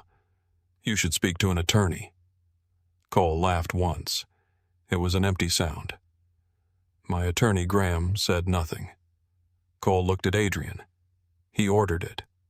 No one moved. Adrian's voice was barely above a whisper. Who? Cole pointed at Graham. He did. Graham leaned back. An accusation from a frightened man is not evidence. Cole reached beneath his shirt. The guards moved toward him. Wait, he said. He pulled a thin chain from around his neck. A small memory card hung from it inside a plastic sleeve. I recorded one meeting. Graham's calm finally cracked. You idiot. Cole flinched. Adrian took the card. Why? Because he said anyone who knew the whole plan would disappear after the war began. Graham stood. 2 guards placed hands on his shoulders. Adrian inserted the card into the monitor. A grainy image appeared. The camera had been hidden low, perhaps inside a bag. Graham's voice filled the room. The boy stays alive. Bruises fear enough blood to make the father stop thinking. Nothing permanent. Another voice belonged to Cole. Where do we leave him? Behind the Marlowe room. Why there? The waitress closes late. She will find him. Maya felt every face turn toward her. Graham's recorded voice continued. She has the private number. Adrian gave it to her himself. Cole asked, How do you know? I know everything that enters his circle. The recording ended. Maya looked at Graham. You knew he gave me the card. I was at the restaurant. You knew my schedule. It was not difficult to obtain. You sent someone into my apartment. Graham said nothing. Adrian moved closer to him. Answer her. Graham looked at Maya. The note was meant to keep you quiet. It told me to forget the men. You should have listened. The guards tightened their grip. Adrian's voice turned colder. You entered her home. I sent someone to retrieve the card. You returned it. I needed you to keep trusting her. Adrian's expression sharpened. Graham continued. She was useful. She calmed Noah. She challenged you. Every time she spoke, you hesitated. Maya understood. The intrusion had never been intended only to frighten her. Graham wanted Adrian to protect her. He wanted more vehicles moving through the city, more guards reassigned, more anger pulling Adrian away from the evidence. You did not expect me to call him before I found Noah, Maya said. No, that was fortunate.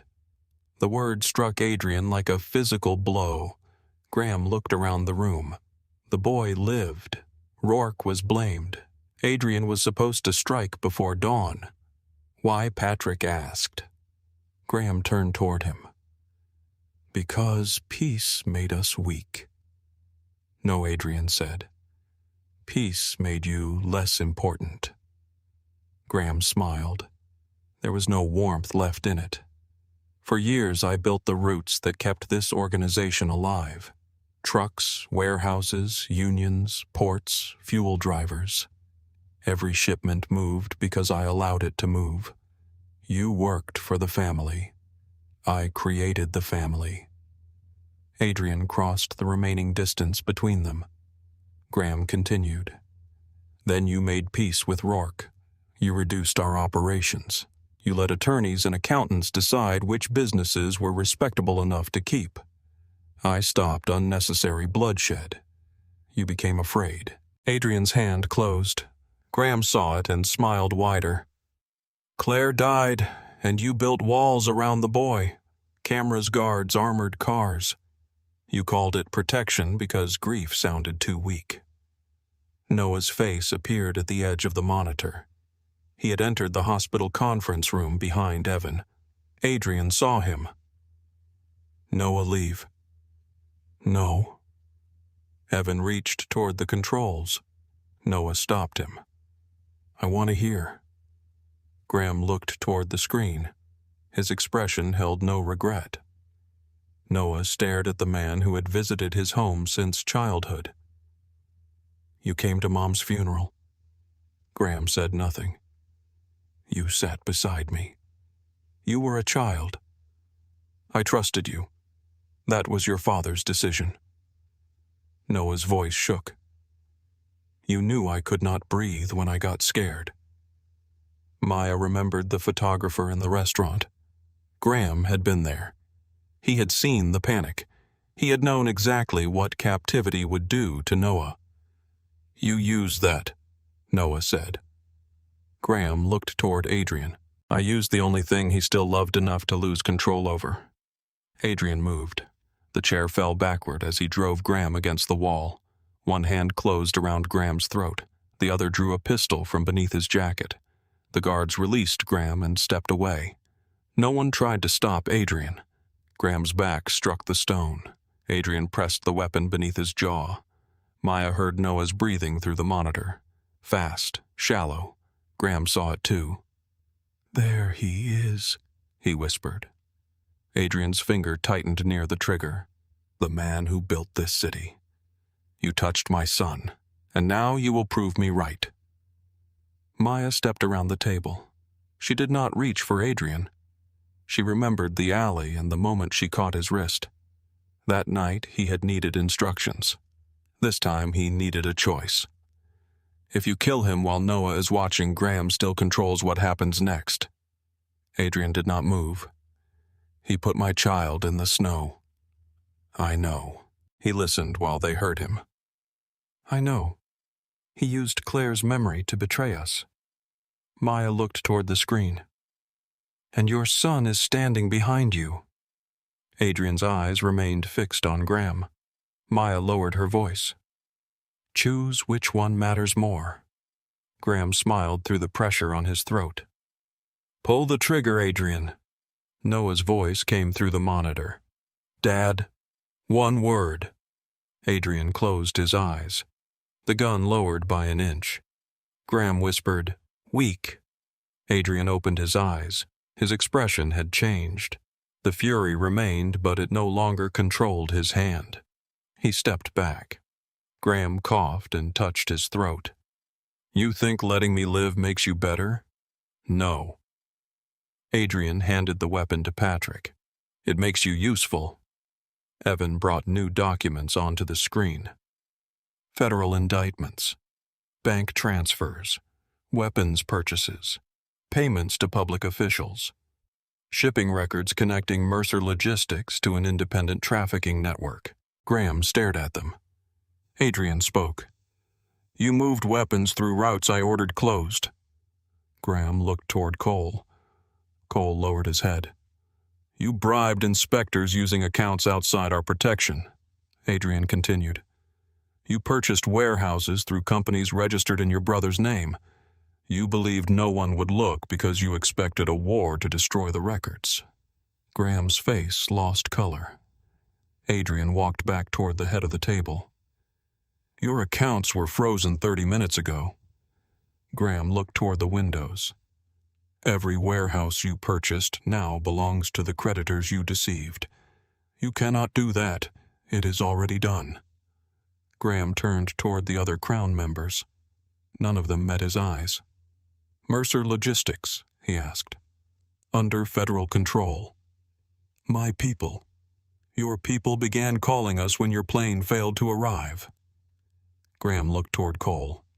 "You destroyed everything." Cole's voice broke. "You planned to kill me." Graham lunged toward him. The guards caught him. Adrian remained still. Sirens became audible beyond the walls. Graham stared at him. "You invited federal agents here. I invited them to the gate. You would expose the family to punish me." "No. I gave them the part of your life that never belonged to us." The sirens stopped outside. Adrian moved closer. "Death would let you leave this city believing you nearly owned it. Graham's breath came unevenly. Prison will give you years to understand that everything you built belongs to someone else. The doors opened. Federal agents entered wearing dark jackets. They placed Graham in restraints. As he was led away, he stopped beside Maya. "You believe you changed him?" Maya looked at him. "No." Graham smiled. "Then you are smarter than I thought." She held his gaze. He changed his decision. That was enough for tonight. The agents took him outside. Cole remained at the table. "What happens to me?" Adrian looked toward the hospital monitor. Noah was still watching. "You testify, and after, you live with the fact that he does too." Cole lowered his head. The room emptied slowly. The Crown members left their weapons behind until Adrian dismissed them. No one spoke of loyalty. The word had become too damaged to use. Adrian remained near the windows. Maya walked toward the monitor. Noah looked exhausted. "I want to see him," Adrian said. Evan nodded. "The car is ready." Back at the hospital, Noah sat in a wheelchair near the window. He refused help when Adrian entered. Maya and Evan remained in the hallway, but the door stayed partly open. Adrian stopped several feet from his son. "I thought more guards would make you safe." Noah looked at the snow outside. "You gave the guards more access to me than you gave yourself." Adrian absorbed the words. "I know." "No, you know now." "Yes." Noah's hands tightened around the wheels of the chair. "Graham knew everything about me. My schedule, my panic attacks, which gate I used. He knew because you let your people manage my whole life. I did. You trusted them more than me. I trusted the system I built, and it put me in a van." Adrian lowered himself into the chair across from him. For once, he did not defend the choices he had made. "I was afraid every day after your mother died." Noah looked at him. "I called it protection because fear sounded weak. You never told me. I thought fathers were supposed to keep fear away from their children. You kept yourself away too." Adrian's face tightened. "I failed you." Noah looked down. "I was so scared." Adrian moved forward, then stopped. He waited. Noah reached first. Adrian pulled him into his arms. Noah held his father with both hands and began to cry, not quietly, not with dignity. He cried like a boy who had spent years trying to survive inside a life built by powerful men. Adrian closed his eyes and held him tighter. Maya stepped away from the door. Later, she found Adrian alone in the hospital corridor.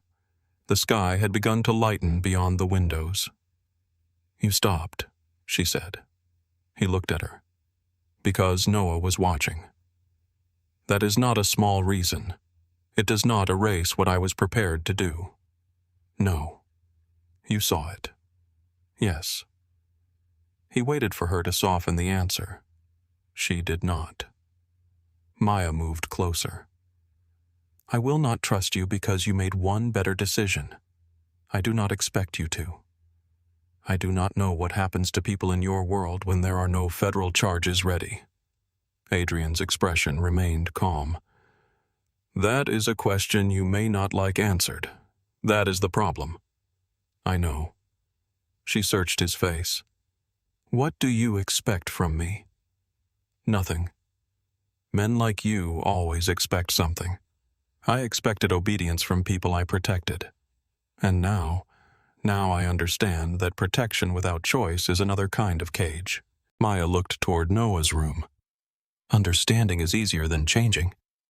Adrian nodded. "Then watch what I do."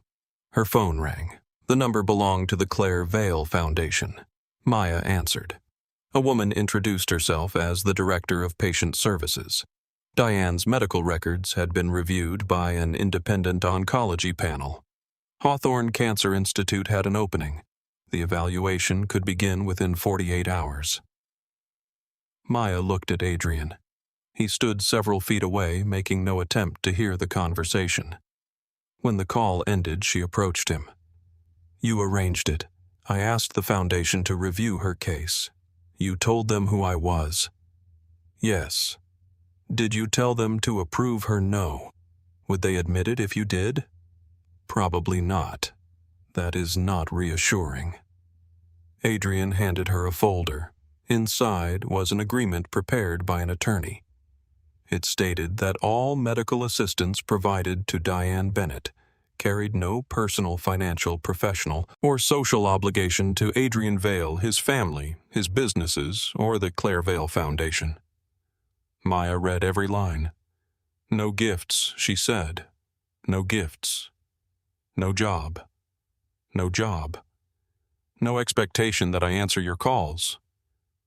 Adrian looked at her. That clause was painful. "It stays. It stays." Maya reached the final page. Beneath the signature line, Adrian had written one sentence in dark ink. "Your mother's life is not a debt." She read it twice. Maya signed her name. For several seconds, neither she nor Adrian moved. The agreement rested between them on the small table beside the hospital window. Morning light stretched across the floor, pale and cold, but the storm outside had begun to weaken. Adrian looked at her signature. "You should keep a copy." "I plan to." "I assumed you would." Maya closed the folder. "You sound disappointed." "I am adjusting to the experience of someone reading every document before trusting me. That should not be a new experience for a man who signs contracts for a living. Most people read the numbers. I read the conditions." Adrian's gaze remained on her. "That is why Graham underestimated you." Maya looked through the glass toward Noah's room. "No, he understood exactly what I was." "What was that useful?" Adrian did not answer immediately. He was wrong about one thing, he said. What he believed usefulness was the only reason people stayed. Maya turned back to him. The corridor between them felt quieter than the rest of the hospital. "Why do you think people stay?" Adrian looked toward his son. "I am still learning." Diane entered the Hawthorne Cancer Institute 2 days later. The building stood near the lake in a tower of glass and white stone. There were no crowded hallways, no exhausted receptionist calling names across a room, and no television mounted above plastic chairs. A nurse met them at the entrance and walked them to a private consultation room. Diane stopped outside the door. "This place has real paintings." Maya adjusted the scarf around her mother's neck. "Please do not steal one. I have cancer. People forgive many things. They do not forgive art theft. You lack ambition." Inside, 3 specialists reviewed Diane's scans, blood work, and treatment history. They did not promise a cure. They did not use words like miracle. They explained risk, uncertainty, side effects, and the possibility that the treatment might fail. Maya listened to every word. Diane listened too, but she kept looking at her daughter. When the doctors left, Diane folded her hands in her lap. "You know this could still go badly." "I know. You are making that face." "What face?" "The one you made when you were 8 and decided you could stop the basement from flooding with 2 towels." "I almost did." "You moved the water from one side of the room to the other. That is still progress." Diane smiled. Then her expression softened. "You cannot hold this entire thing by yourself." Maya looked down at the medical folder. "I am not." "Good." Diane reached across the table. "Because that man did not help me, so you could spend the rest of your life paying him back. The agreement says I owe him nothing. Paper says many things." Maya thought of Adrian lowering the gun while Noah watched. "He understands the difference. Does he?" "He is beginning to." Diane studied her daughter's face. "And what are you beginning to understand?" Maya looked toward the glass wall separating them from the hallway. Adrian stood near the elevators with Evan. He had come to ensure the transfer went smoothly, but he had not entered the consultation room. He had not spoken to the doctors. He had not attempted to influence the treatment plan. He waited beyond the glass, giving her space. Maya turned back to her mother. "I do not know yet. The treatment began the following week. It was harder than Diane expected. The first infusion left her weak for 2 days. The second made food taste like metal. By the 4th week, she had lost more weight and stopped pretending that exhaustion could be defeated through humor." One evening, Maya found her sitting on the bathroom floor. Diane's back rested against the bathtub. A blanket covered her legs. Her eyes were closed. Maya lowered herself beside her. "Why did you not call me? You were sleeping. I was in the next room. You were sleeping. That does not answer the question. It answers all of it." Maya touched her mother's forehead. "No fever. Disappointing. I hoped for something dramatic." Maya leaned against the bathtub. Diane looked older in the dim light. "I do not know if I want to keep doing this," she whispered. Maya's throat tightened. "You said we would finish the first cycle. I said many brave things before the second infusion. We can call the doctor. I am not asking you to fix it." Maya looked at her. "What are you asking?" "Sit here." So Maya sat. She did not search for numbers studies or hopeful statistics. She sat on the cold tile while her mother rested against her shoulder. For once, she did not try to move the water from one side of the room to the other. Noah left the hospital after 12 days. He could walk, but his right leg remained weak. A physical therapist visited the Vale residence each morning. Evan reduced the number of guards near Noah's bedroom, though security at the gates increased. On the first evening home, Noah found Adrian waiting in the kitchen. No staff, no business calls, no papers on the table. 2 plates sat beneath silver covers. Noah looked around. "Are we being robbed?" Adrian removed one cover. A grilled cheese sandwich sat in the center of the plate. Noah stared at it. "You made that number good." "The chef did. That feels safer." Adrian sat across from him.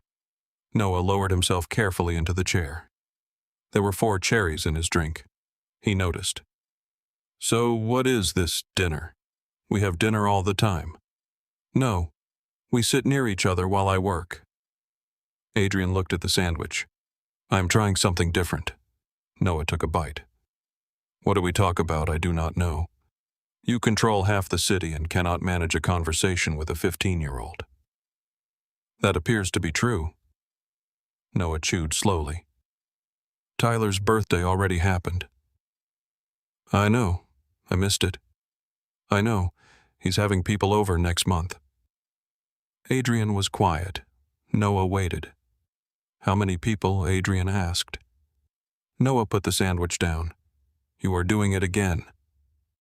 Adrian looked at him. "I was going to ask because I wanted to understand the event. You were building a security plan in your head." "Yes." Noah leaned back. "Can I go?"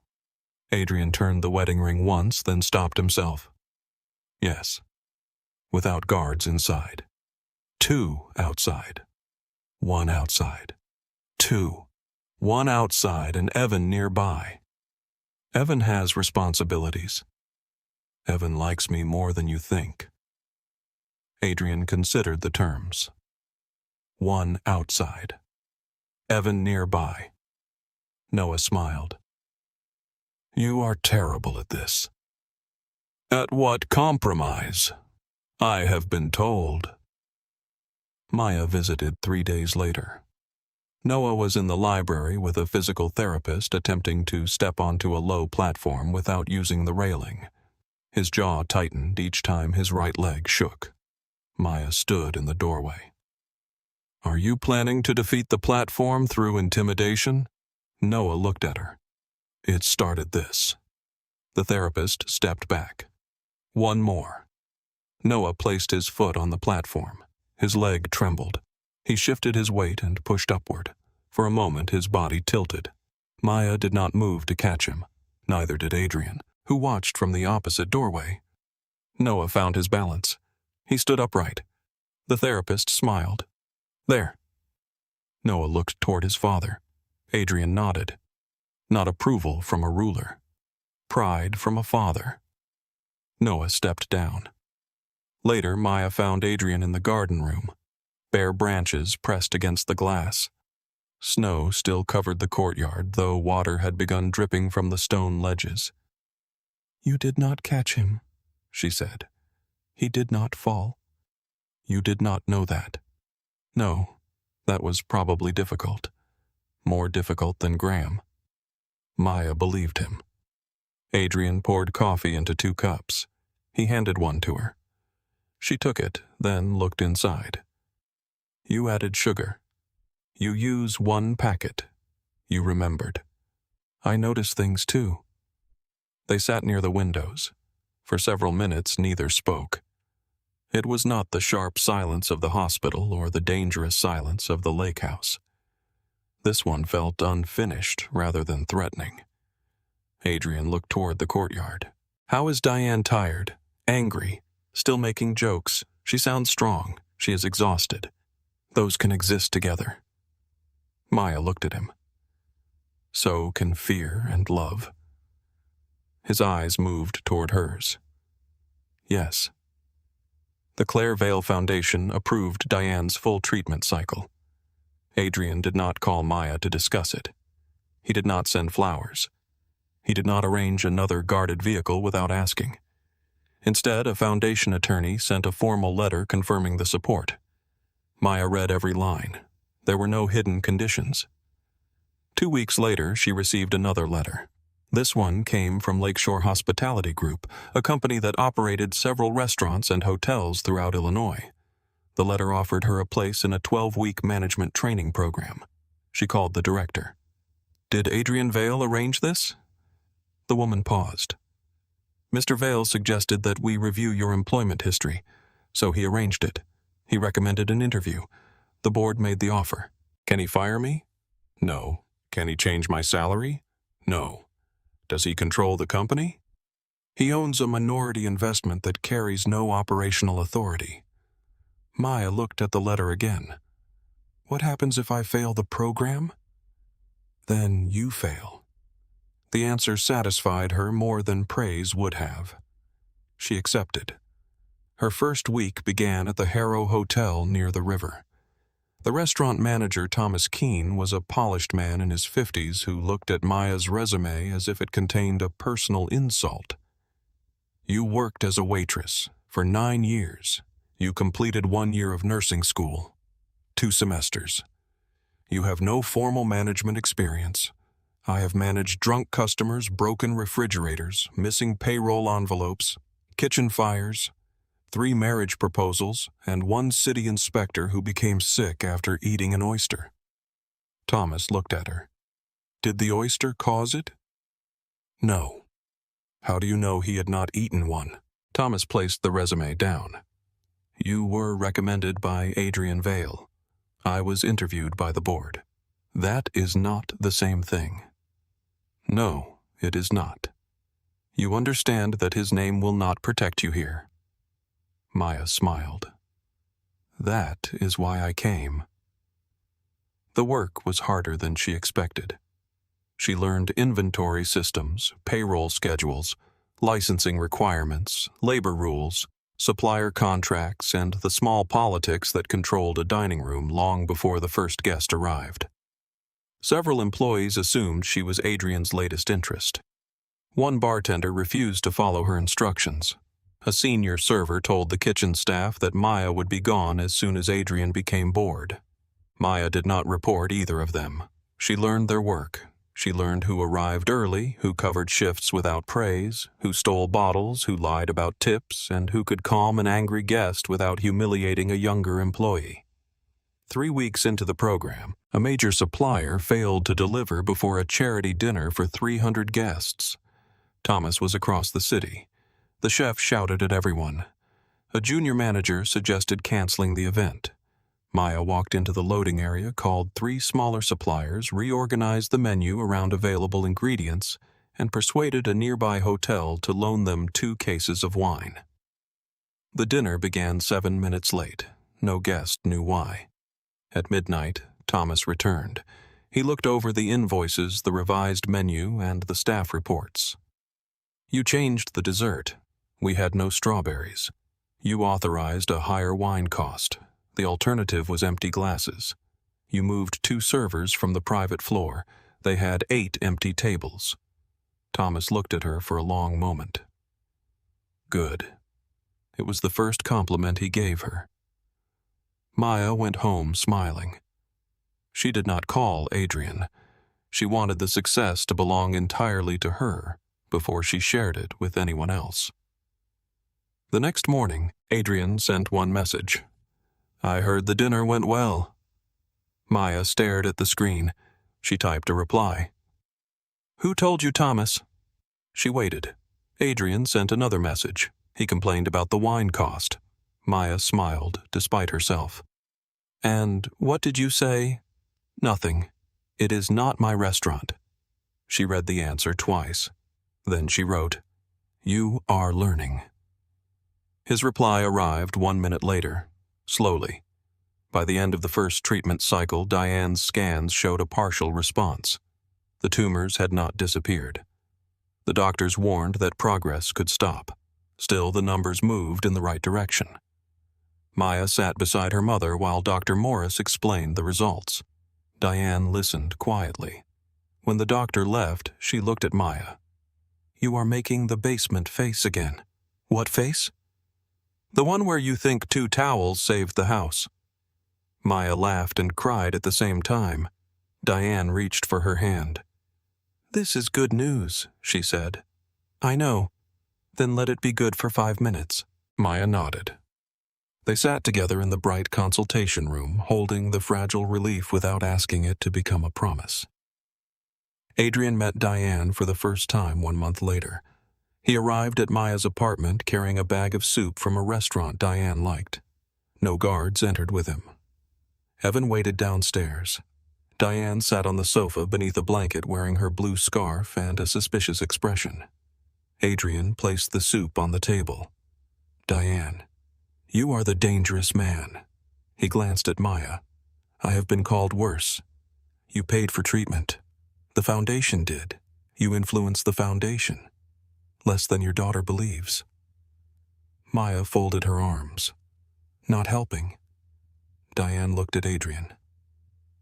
My daughter does not need to be rescued. I know. She needs room to choose. I am learning that. Learn faster. Adrian nodded. I will try. Diane studied him for several seconds. Then she pointed toward the kitchen. There are bowls in the cabinet. Maya looked at her mother. You are making him serve soup. I want to see if he follows instructions. Adrian removed his coat. Which cabinet? Diane smiled. I may like him.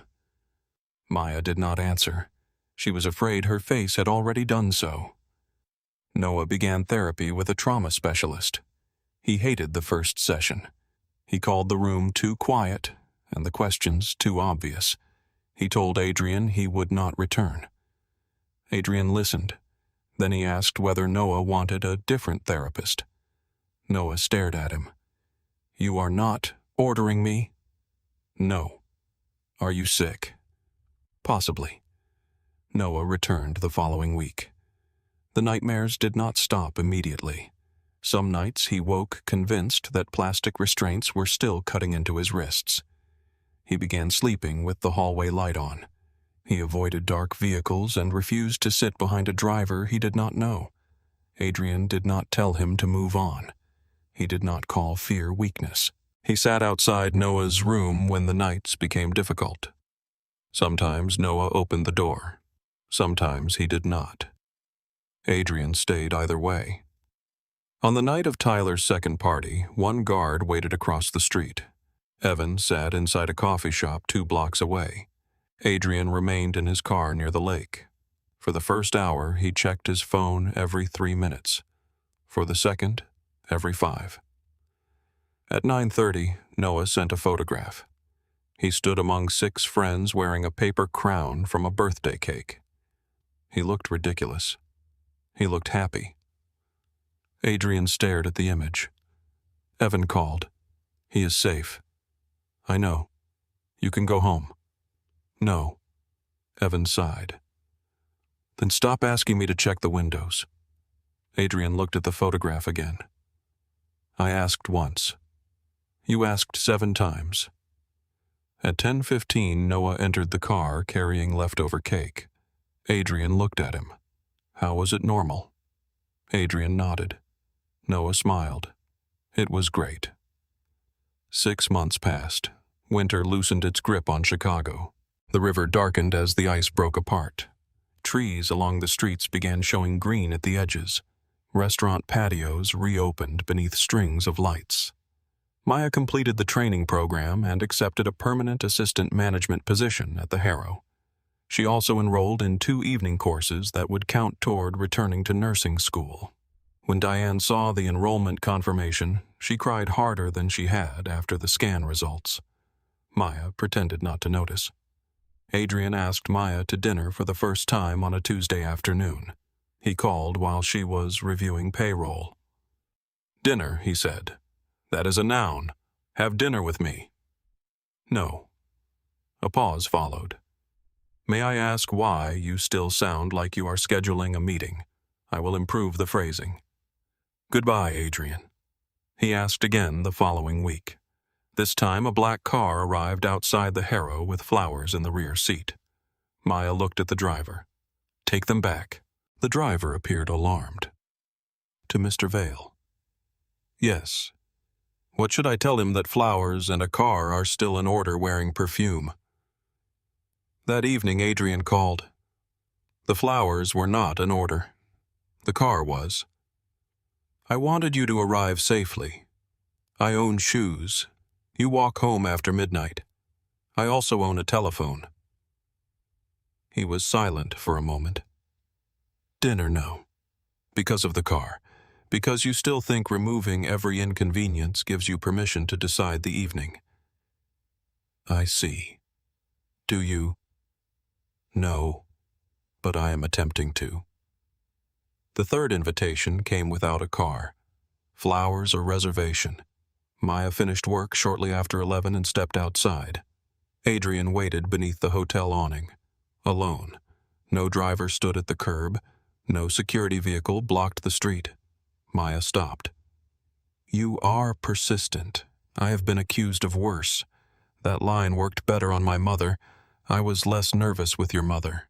Maya laughed before she could stop herself. Adrian looked almost surprised by the sound. Dinner, he said. Maya raised one eyebrow. He took a breath. No business, no obligation, no private room. You choose the restaurant. That still sounds like an order. Adrian looked toward the river, then back at her. Maya Bennett, would you have dinner with me? She let the silence stretch. Yes. They ate at a small diner in Lincoln Park. No private room, no expensive wine. No one called Adrian by name. He ordered coffee and finally drank it. Maya chose pie. They argued about music restaurant lighting and whether Noah should be allowed to learn how to drive. Adrian said no. Maya said fear was not a legal argument. By the time they left, it had begun to snow. Not a storm, only a light fall drifting between the streetlights. They walked toward the river. The Marlowe room appeared ahead of them, warm and bright beneath the evening sky. Maya stopped near the entrance. The service alley had changed. New lights covered both walls. Security cameras watched each entrance. A heated shelter stood near the employee door for workers waiting on late transportation. She looked at Adrian. You did this. A neighborhood safety program did. Who funded it? He put his hands in his coat pockets. Several anonymous donors. How many won? Maya walked into the alley. The brick walls looked smaller than she remembered. The place where Noah had lain was clean now. No blood, no abandoned shoes, no silver coin beneath the snow. Adrian stood beside her. That night you called and told me my son could not get up. You crossed the city like you were going to burn it down. I nearly did. But you did not, because you kept telling me where the fire really was. Snow gathered on his shoulders. Maya looked toward the employee exit. I thought finding Noah was the moment everything changed. It was. No, it was only the moment everything became visible. Adrian understood. He looked toward the ground. I thought the worst thing that could happen was losing him in this alley. What was worse? Realizing I had been losing him for years. Maya reached for his hand. Adrian did not close his fingers around hers immediately. He waited. She threaded her fingers through his. Then he held on. "You are still dangerous," she said. "Yes. You still frighten people. Yes. You still believe control solves more problems than it does. I am improving. Slowly. Very slowly." Maya looked up at him. He turned toward her, but he did not move closer. The restraint was not hesitation. It was a question. "You can kiss me," she said. Adrian's expression softened. That sounded like an order. It was. He kissed her beneath the falling snow. Slowly. Carefully. There was no convoy at the mouth of the alley. No armed men lining the walls. No bargain hidden beneath the moment.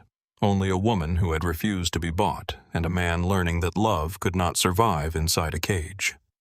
Across the street, Noah waited inside Evan's car. He looked through the window and saw his father standing with Maya in the snow. Evan followed his gaze. "You owe me $20, Noah said. "I never made that bet. You said she would reject him 3 times. She rejected him twice." The flowers counted. Evan considered it. They did. Noah held out his hand. Evan placed a folded bill in it. Noah looked back toward the alley. For once, Adrian did not appear alone. Noah smiled and turned away, giving them privacy. Above the river, Chicago glowed beneath the last snow of the season. The storm that brought them together had passed. The city remained dangerous. Diane's illness remained uncertain. Noah still woke some nights with fear in his throat. Adrian still carried a world Maya could not fully accept. Nothing had become simple. But inside the alley, where a wounded boy once whispered her name, 2 people stood without walls between them. And for that one quiet moment, the city no longer felt cold.